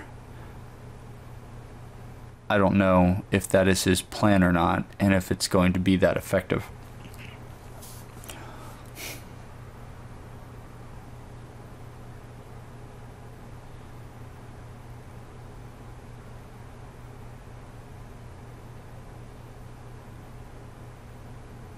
Alright.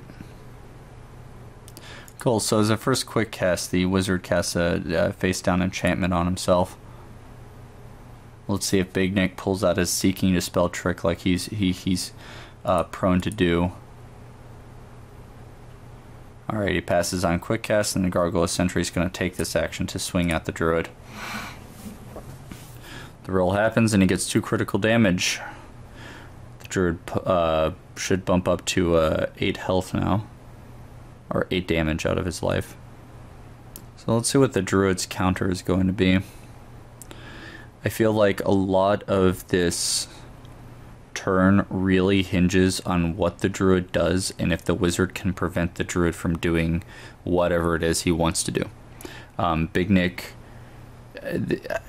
from how everything's looking right now with positioning and effect on what's happening, or effect on the board, it's really up to how Bignic pulls off. If he's going to pull a chain, if he's going to get away from the gargoyles, or looks like he's not getting, he's getting right in between the gargoyles. Okay, so he's doing something to the gargoyle.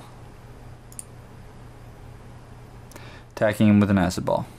Alright, the acid ball is going to swing at the gargoyle, who's only going to have 1 point of armor.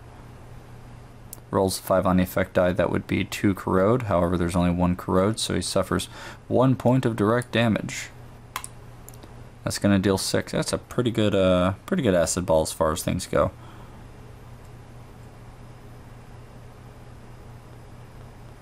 So Keejchen just shrugs it off. Should be 2 corrode. There was 1. He only has 1 armor. Yeah, there we go. Okay, he finishes it up with a jet stream.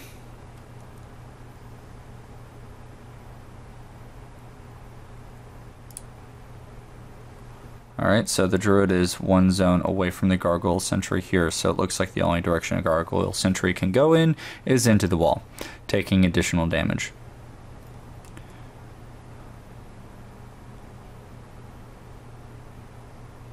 Wow. Nice turnaround, great roll. That may have just completely changed how this game is going to feel and look.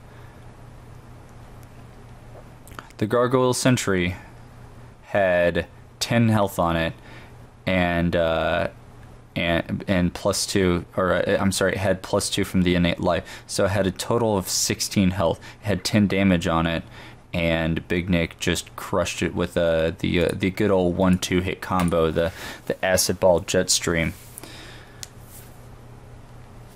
Keejchen now only down to 1 action on his wizard will pass, and that leaves his Thorn Lashers and his Vine Snappers tending to a Poison Gas Cloud. Let's see how many of them were actually 1s. 4 damage on the Poison Gas Cloud, just all at once. All at once, Bignic just obliterates all of Keejchen's work that he's done so far.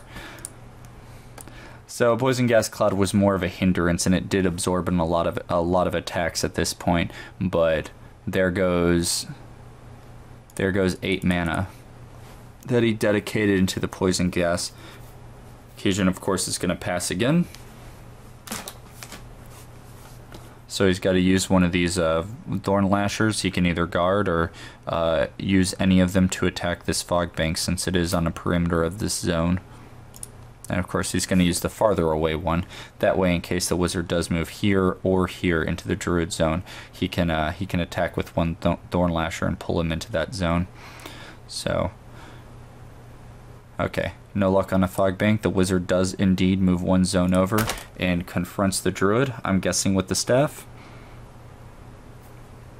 Indeed, with the staff. It's going to perform Arcane Strike. It's going to deal 4 points or 4 dice of damage with the effect. Or, I'm sorry, no effect, with the effect of Mana Drain. So with no armor, that's going to be 3 damage. Oh, and he reveals a Rhino Hide. Only 1 of it actually gets absorbed, and so the druid's still going to take 2 damage from that.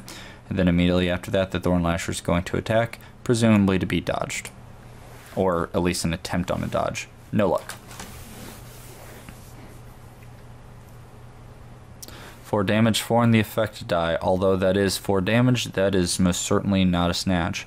And I believe he had the Voltaic Shield on. Yep. So after all of that, just 1 damage from the Thorn Lasher. Many reductions.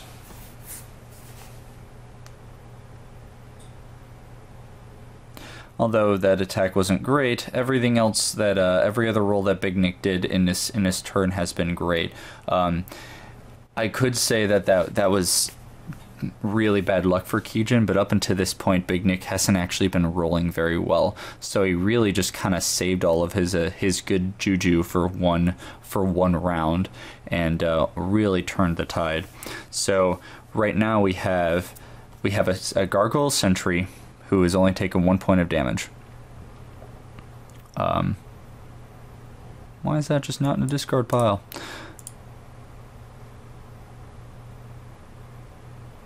Oh, we all forgot about him.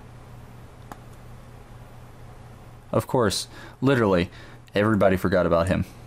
I did. Is not destroyed?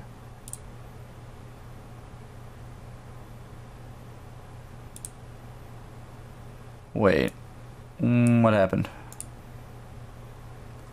Sorry, a little bit of a question over, is something destroyed or not?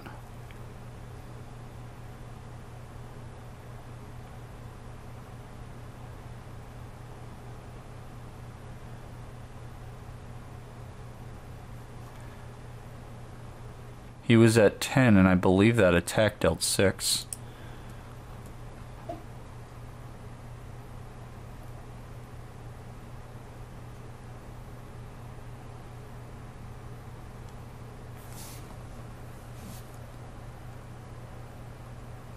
We gotta go back a little bit to find out. Sorry, folks. We gotta see what actually happened here. Okay. If I'm not mistaken, actually he did indeed only deal 15 damage. Sorry about the confusion. Looks like he was a little hasty in discarding his gargoyle. It's very possible that Keejchen is that he's a little used to the old system of OCTGN. If you're unfamiliar, I mean, you had to do everything manually. But lately, in the past, like I would say, month or two, things have really started to come into their own, and the system has become a little more automated. All right, sorry about that. I was taking a look at the comments. Thanks, by the way, for specifying for those who just joined into the chat what just happened. So yes, in case you're wondering, the gargoyle was at 10. It only took 5 damage from a wall bash, which put it at 15. It normally has 14 health, and the Ethereal Life Tree that the Druid cast brought its 14 health up to 16. So what's very funny about this situation is this gargoyle has dedicated its life to trying to kill this Ethereal Life Tree, and if it does manage to do that, it will die. Alright, looks like we're past deployment. They're going to throw down that Vine token, and then this round will begin. Now the Druidin is a very good position right here. Although, he was under the assumption that the Gargoyle was still alive, and so because of that, no extra effort was put into destroying the Gargoyle, although I do believe that the Druid had the Druid had no means of actually killing the Gargoyle. So nothing really changed by Keejchen accidentally discarding his Gargoyle too early. So the Druid on quick cast before anything else happens is going to cast Geyser, which is unavoidable and does not, unlike a lot of other water attacks, it can hit the Gargoyle. So he's going to deal enough damage, 4 damage, and that will be enough to finish off the Gargoyle before it has the chance to act. Now keep in mind, he just spent what he spent Geyser, and that cost 4. He spent 14 mana actually destroying that Gargoyle. So pretty mana inefficient as far as things go, but then again, you know, when you're talking about the destruction of a creature, especially something that has intercept, it could be considered totally worth it. Alright, so Keejchen pays 2 mana and throws another enchantment on himself. So we have 1 revealed Rhino Hide versus 2 hidden enchantments on each mage. It's an enchantment battle as far as like who can hide the most secrets. It's almost like a weird, I don't know, Cold War of enchantments here.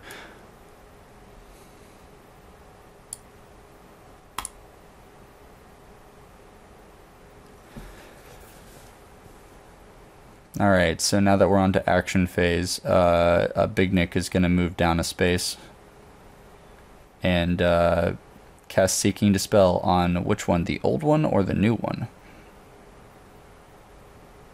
The first one. Okay, so the one right above the wizard is getting hit by Seeking Dispel, and he's going to reveal...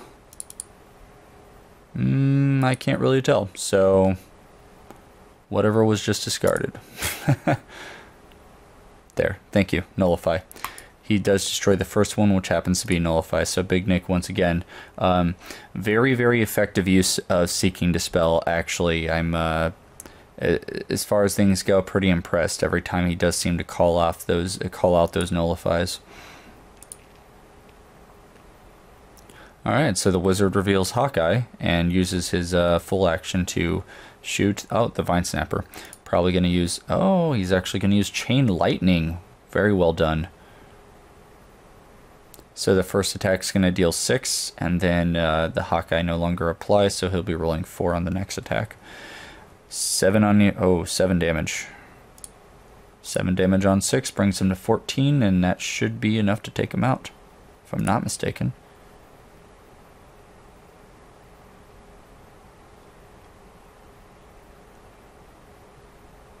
Vine Snapper normally only has 10, plus 2 for Theory and Life Tree. There it goes. Okay. Sorry, I was delaying, and so I started to panic thinking, oh, am I wrong?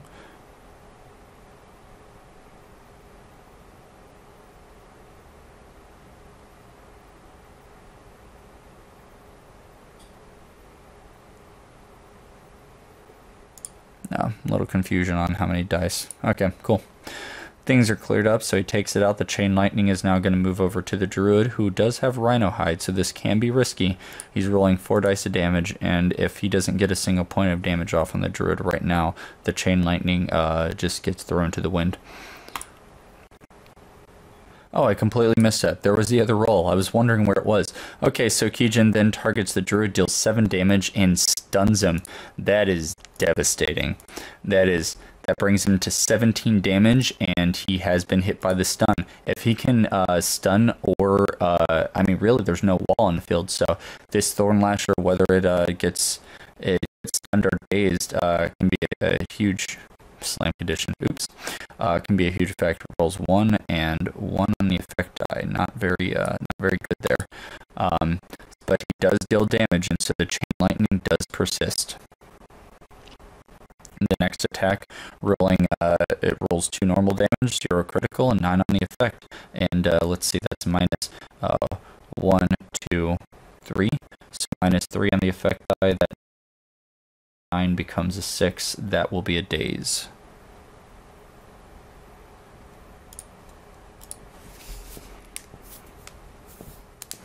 There are no more targets left.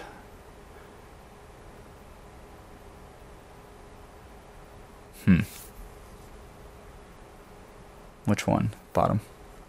The bottom Thorn Lasher has the daze on it.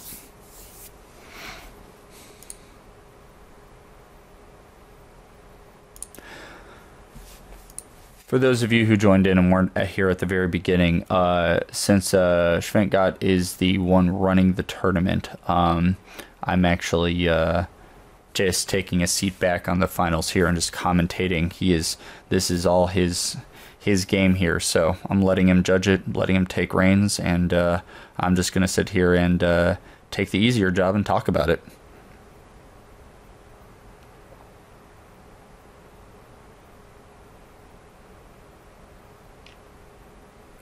Alright, he takes a Thorn Lasher that is not dazed, and he's going to strike at the wizard. Hopefully to pull him a space forward, that way he can take advantage of his second Thorn Lasher. Devastating on the stun when the Druid has no more actions left. Granted, that means that on his next turn, he can plan his cards with the anticipation that he knows he's not going to be able to use a full action to its fullest extent with the stun token on. However, it also means that the wizard can anticipate that the druid's not going anywhere.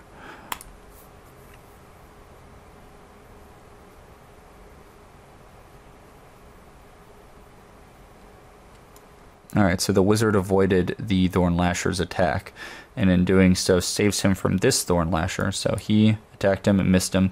This Thorn Lasher is now going to go after the Fog Bank, and is only going to deal 1 damage. It is at 3 out of 4, and it stays alive. Granted, it's not doing a lot right now, but the benefit of it is that it's at least it does have something to do with its attack. He rolls 5 on the effect die. I believe that should have been a fail. Oh, there it is. He rolled beforehand. He rolled 0 dice to see if he would hit on. He got 7, so he did barely pass the day's check in order to hit the Fog Bank. Alright, moving on to next planning. Okay, taking a quick look at the board. The wizard has less on the field. He only has 1 Gargoyle Sentry and himself, with a good amount of equipment, granted. Or not like a good amount of equipment, but a quality amount of equipment. The druid just has the Thorn Lashers on the field, so since that Vine Snapper is gone, the heavy damage is no longer on the field for the druid. And has 2 hidden enchantments, but nothing else to reveal there, and a stun marker. That's pretty important. Small spells. You're able to cast non-attack quick cast spells with your full action. Alright, so while there is slightly more damage on, well, not slightly, let's see, 3, 6, and then if the druid punches, that's 9 damage for the druid, and the wizard can do a 4 with itself, and then 3 with the gargoyle, so that's 7. So the druid does have slightly more damage on the field. However, we're talking 17 health versus, or 17 damage versus 3 damage. That's kind of a deal right now. Makes me wonder if one of those is a regeneration, and if so, is he planning on revealing it or not? Upkeep is passed, so I guess not. Now, I know from seeing Bignic play earlier that he does have the Blitzspine wall tricks, or I'm not sure if he has any other tricks. And it's fairly obvious that he plans on doing something like that with the Thorn Lashers, but he hasn't this entire game. Now, granted, they've been really countering each other's stuff very well. If somebody casts a creature or a conjuration that's terrifying, the other one has been able to remove it, and it's very effective. That's very good for them. However, it's a question of when does he actually plan on accomplishing those things with his deck. He doesn't have the initiative right now, and he is stunned. So Bignic is at a disadvantage not having that initiative, because that does mean that that the wizard, that Keejchen here, can get away if he is planning on pulling any shenanigans with the thorns and the pushes and the walls and the stuff. So, I'm curious to see if and when he ever plans on doing his heavy damage hitters. It is kind of funny watching all the little vine tokens, because it does just look like they've just been thrown everywhere, like a plant would. Alright, so the gargoyle stops its guard, it moves forward a space, and it's going after the druid. It's fair to say at this point that the wizard no longer cares about defense or his own well-being, seeing as how he didn't see the need to keep his guarding creature there, and he is just going to come in and attack with the gargoyle. The gargoyle is going to do 2 damage to the druid since he had 2 armor. Now, the druid only has 13 life left after accounting for everything. And if the Aetherian life tree goes down as well, then he only has 11 life left. At this point, though, it's kind of pointless to pull off any damage against the... Oh, here we go. All right. So the druid with most of his mana is going to cast the Wall of Thorns and then force push him through the Wall of Thorns. So he has no armor and only an avoid, which isn't going to help him against the wall's unavoidable attack. So we are talking 10 dice of damage because he is a level 6 creature, -1 for the Wall of Thorns attack. So 10 dice of damage. As I said, most of us know this attack. Separate, it would be easier to do 2 than 8. Oh. Okay, fair enough. I guess you can't roll 10 dice at once? I'm not really sure. Or maybe it's just a pain to look at 10 dice on this board. Oh, because of the shield. I didn't realize he had activated. So the wizard has the Voltaic shield activated. And so because of that, the first attack is going to deal... Unless the first blank, of course. Well, sadly, the first attack from the Wall of Thorns does no damage. So the second attack, it's going to deal 4 critical. 3 gets destroyed from, or 3 gets removed from the Voltaic shield. So the wizard's going to take 1 damage from the first 4 dice rolled on Wall of Thorns, and so now we have 6 more dice of damage coming at him, and he rolls 6 damage with it. So the druid counterattacks with his own little trick, and what's funny about that is the Wall of Thorns is here, blocks line of sight, and the wizard's own fog bank is here. So the wizard, not wanting to take another 10 damage from Wall of Thorns, can't actually, if he moves, you know, right into this zone, he actually can't go for the druid. So the Thorn Lasher is going to take advantage of this situation. It's just going to attack the gargoyle there. Might as well take your actions while you have them. And so he does that. He forces the wizard to make his move since they both only have 1 active creature left.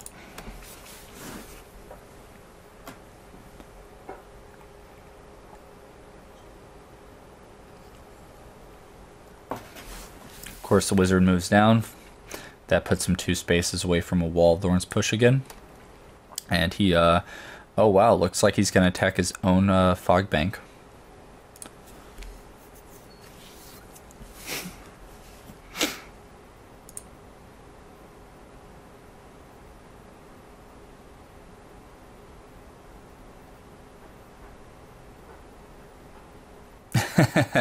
The program is still reading the mana drain, and so he attacks his own fog bank and it mana drained him.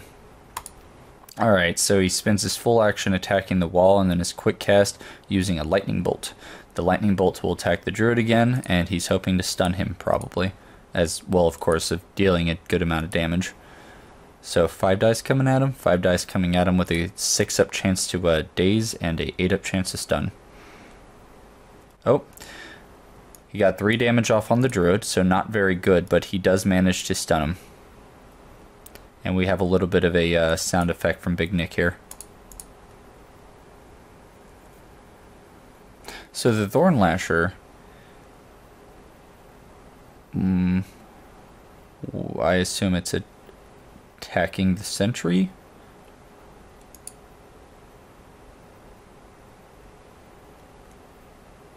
Okay, I guess so.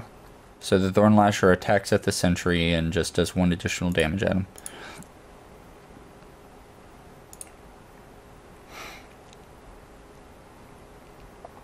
So the double stun twice in a row on the druid. That's pretty effective. I gotta say, Bignic should have to worry about himself with how much damage he's taken. He's only 10 away from losing this game. So I wouldn't be surprised to see at least a regeneration, if not a big heal this turn. I'm also wondering what the heck these 2 cards are here. I imagine one's probably a Nullify since nothing's been cast on him recently. Or at least no enchantments or incantations. This game's kind of come down to a bit of a grind, only because the Wizard's Tower is gone and the Battleforge is gone. So right there, Keejchen's heavy hitters have been removed. So he basically just has to to improvise turn by turn if he really wants heavy damage on the field. And in return, the druid hasn't been able to pull off a lot of combos until just now, when in one turn he managed to actually pull off enough damage to bring the wizard up to 10. So now, while the wizard's at 22 remaining health, the druid's at 10. It could end this round. If the gargoyle gets a decent hit and the wizard just double attacks for a decent amount, it could finish off the druid. However, if the druid pulls off some little moving tricks here and there, the druid might be fine. It might be wise for the druid to, I don't know, maybe throw in a block or two or something like that.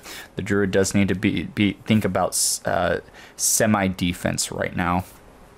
I would say in that last round that gargoyle attacking at the Thorn Lasher attacking the gargoyle was probably a mistake. This close to the end of the game, you want to have that Thorn Lasher, that extra action. You would have wanted that at the wizard, especially since his Voltaic shield was already gone. Funny thing too, I mean, I don't see why it would ever happen, but if both of these mages were at 2 remaining health and one of them destroyed the Ethereal life tree, it would end up in a tie, which is probably a circumstance I wouldn't doubt it if it has never happened, unless one player decided to get cheeky and decide to destroy the tree instead of their opponent. That's kind of funny. I believe we are done with planning.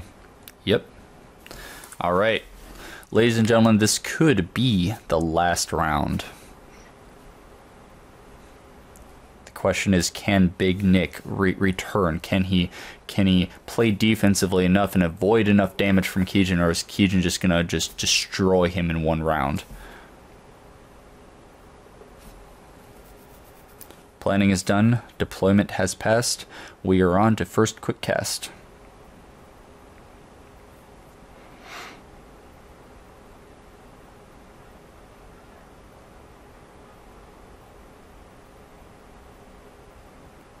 Alright, as a quick cast, Keejchen casts face down enchantment on himself. Very smart, because he doesn't want any force push tactics used on him. I did just realize that if the druid does end up moving in the same zone as the wizard, casting a wall of thorns and then pushing the wizard through, he does save himself from, well, unless the wizard has 2 attack spells in his hand, which he obviously doesn't since he used an enchantment. Here it goes. The wall over there pushes the wizard through. Actually, that is a better idea. Let's see if the enchantment is going to counter it.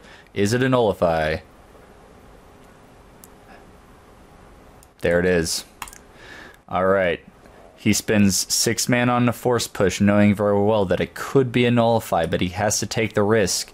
And indeed, it is the nullify. The wizard counters it, and the force push does not take. So the wall of thorns is not effective, and the druid is sitting there with nothing to do.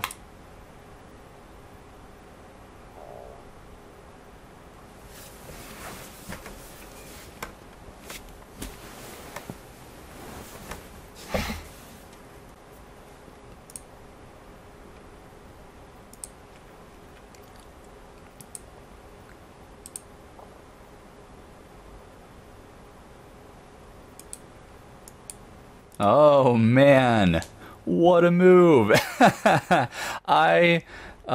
is just trying to seal the deal right there. And bam, there's the nullify. However, does Steel Enchantment affect the mage?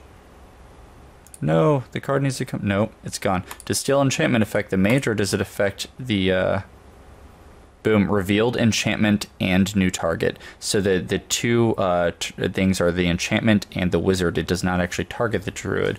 Therefore, it does not counter. The nullify is not countered that. So Bignic unfortunately reveals his nullify only to show that he cannot do it, and that the rhino hide has indeed been stolen. So the druid has just basically sealed the deal.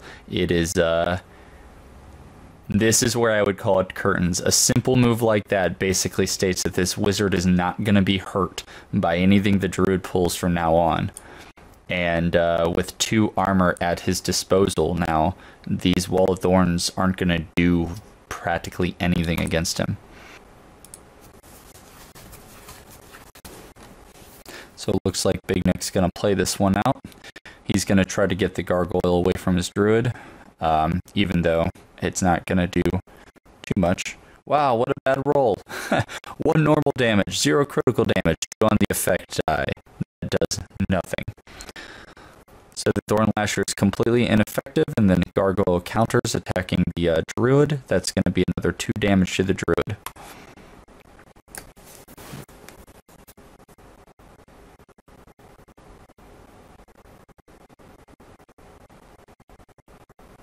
I think he's hoping for a big hit. Something that kind of looks like that. 4 normal damage and 2 critical. Alright, so that's going to deal, what, 5? 5 damage to the Gargoyle. It brings him not close enough. The Ethereal Life Tree in play, they just have too much health. At this point, I feel like he realizes that there's just no way he can kill the wizard, so he's trying to finish up the Gargoyle. That way, he only has to worry about one enemy creature. But at this moment, he'll be able to take down the Gargoyle fast enough to do anything about it. And the initiative is back over to Keejchen. This is, I call it right here, this is going to be the last round. That's my opinion. It has been a heck of a fight. But it really it could only be 1 roll from here on out. Keejchen, of course, quickly chooses his cards. He's going in for the kill. Things that could turn this around? I don't know. Maybe maybe a reverse attack.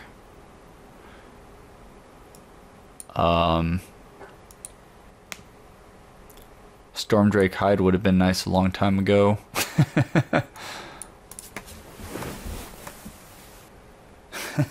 My tree is safe, but it's the wrong one. He's right. His Ethereal Life Tree is just held up there. Too bad he's not on the other side of it.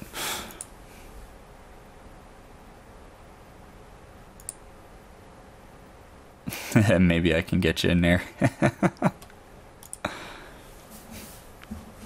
A lot of fun witty banter between the 2 players. Alright. I guess with a tagline like Mage Wars Tournament, I can't really blame people for wanting to join and see what's going on.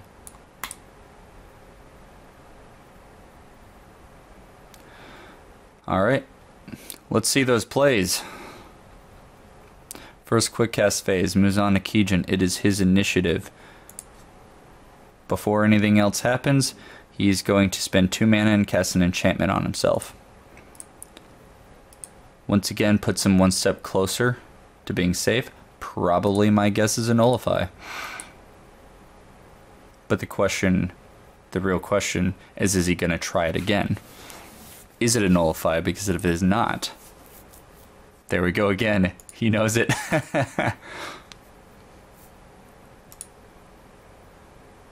Maybe it's a decoy. Actually, that was what I was going to say. Wouldn't it be funny if it was a decoy and he actually bluffed him to the victory?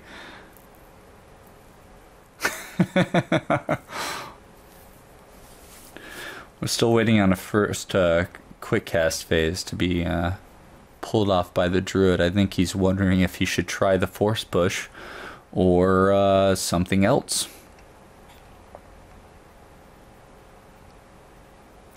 I guess the real question is, would the wizard put 3 nullifies?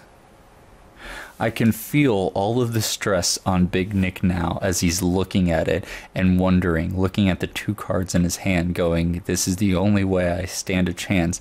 Is it going to work? And he's sitting there playing around with the cards right now. There it is. He reveals it and he does spend the 6 mana. Alright, do we see a 3rd nullify? We do. Oh, that is rich.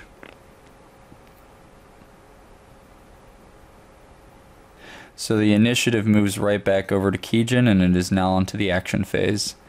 Keejchen has successfully prevented himself from getting pushed through those walls for a second time now, and it's from here on, he just has to finish this. He moves one space forward. That puts him 2 zones away from the Wall of Thorns. He is now safe from that trick unless another Wall of Thorns is cast. He's going to go ahead and just hit Keejchen over the head with the staff. It's going to deal a total of 6 damage, and that's going to bump him up to 30 out of 32 life. And of course, a mana drain in addition. So hopefully, Bignic wasn't planning on using anything that cost 5 mana.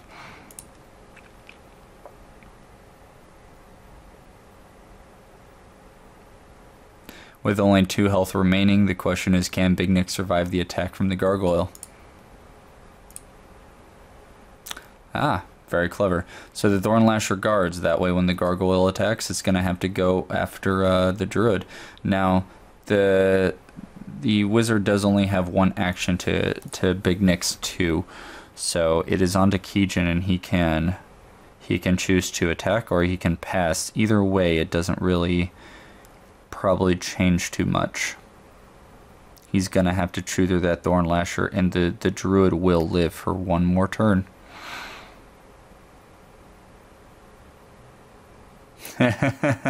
Nice banter from Keejchen. Huh, I don't think I've seen that one before. Yeah, I don't think I've ever seen a Thornlasher guard either. Alright, second Thornlasher comes in and it swings at the Gargoyle. Shoots his vines across the field, and it deals, against 1 armor, 3 damage. It is indeed going to snatch him 1 space forward, and unless the Druid moves up a space or to the left, that offers very little solace.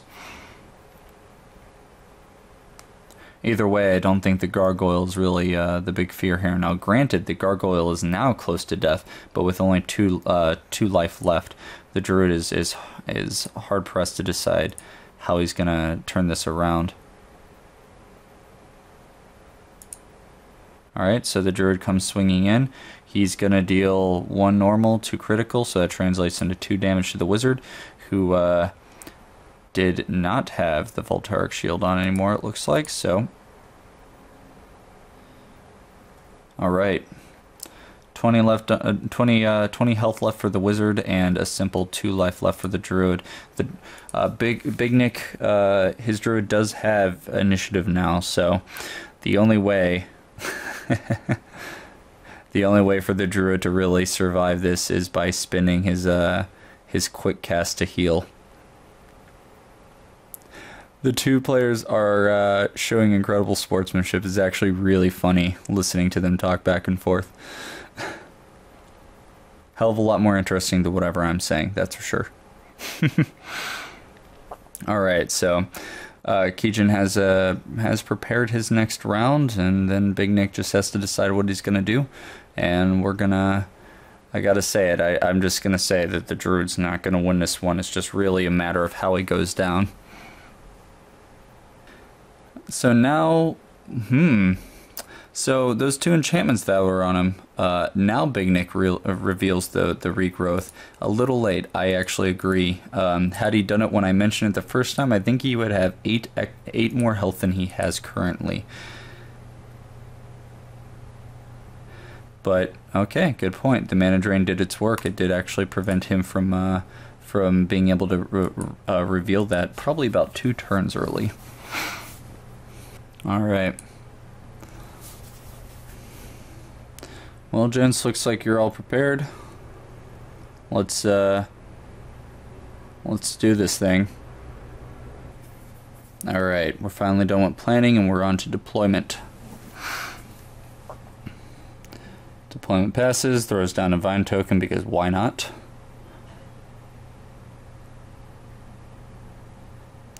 Alright, so as a quick cast, he does indeed cast heal.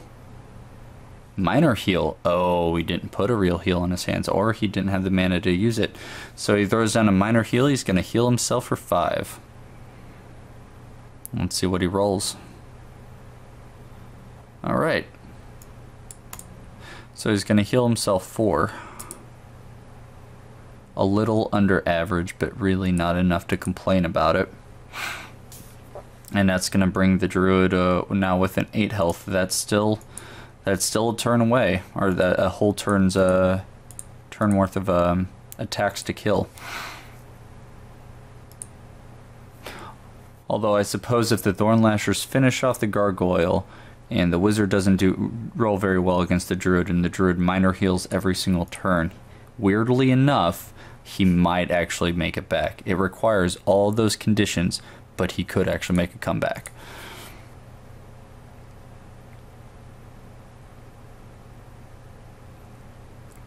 Alright. Thornlasher up here, targets Gargoyle Sentry, rolls 3 dice. Oh, very nice roll, 4 damage. That is enough to take it out? Yep.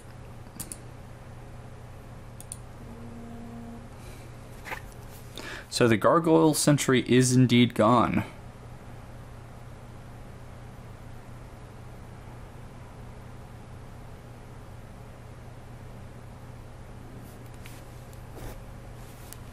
Alright. With no more creatures left but the Wizard on Keejchen's side, he's going to activate and he's just going to attack the Druid with his staff. That's going to deal a total of 5 damage. Brings him to 29, that's only 3 away. He can use a quick action to do an Arcane Zap. Oh, I'm sorry, that first roll was the Arcane Zap. So it looks like... Alright. He spins his full action and he thunderbolts the Druid. Alright, can he do 3 damage on 6 dice? Yes, he can deal 10 damage. And that, ladies and gentlemen, is the finish. Keejchen finishes off the battle with a hell of a thunderbolt, and it just in fireworks, the Druid goes down in flames. Oh, and by the way, the Druid is stunned. Well, everybody, that is the end of the first Mage Wars Octagon tournament. I hope you enjoy. I want to thank Schwenkgott again for running this and giving me the opportunity to help out. We are looking forward to the future and what we can do for Mage Wars when it comes to the online tournament, and what events we can pull off in the future. So, yeah, guys, we thanks again for watching, and we'll I'm gonna go ahead and I've recorded these, and so Schwenkgott, so we're gonna go ahead and put these on our sites as well if you ever feel like checking it out or want to show your friends that weren't around. So please do that, and check out his site, check out my site with Koshade Arcane Duels, and thanks for watching again. We'll see you later.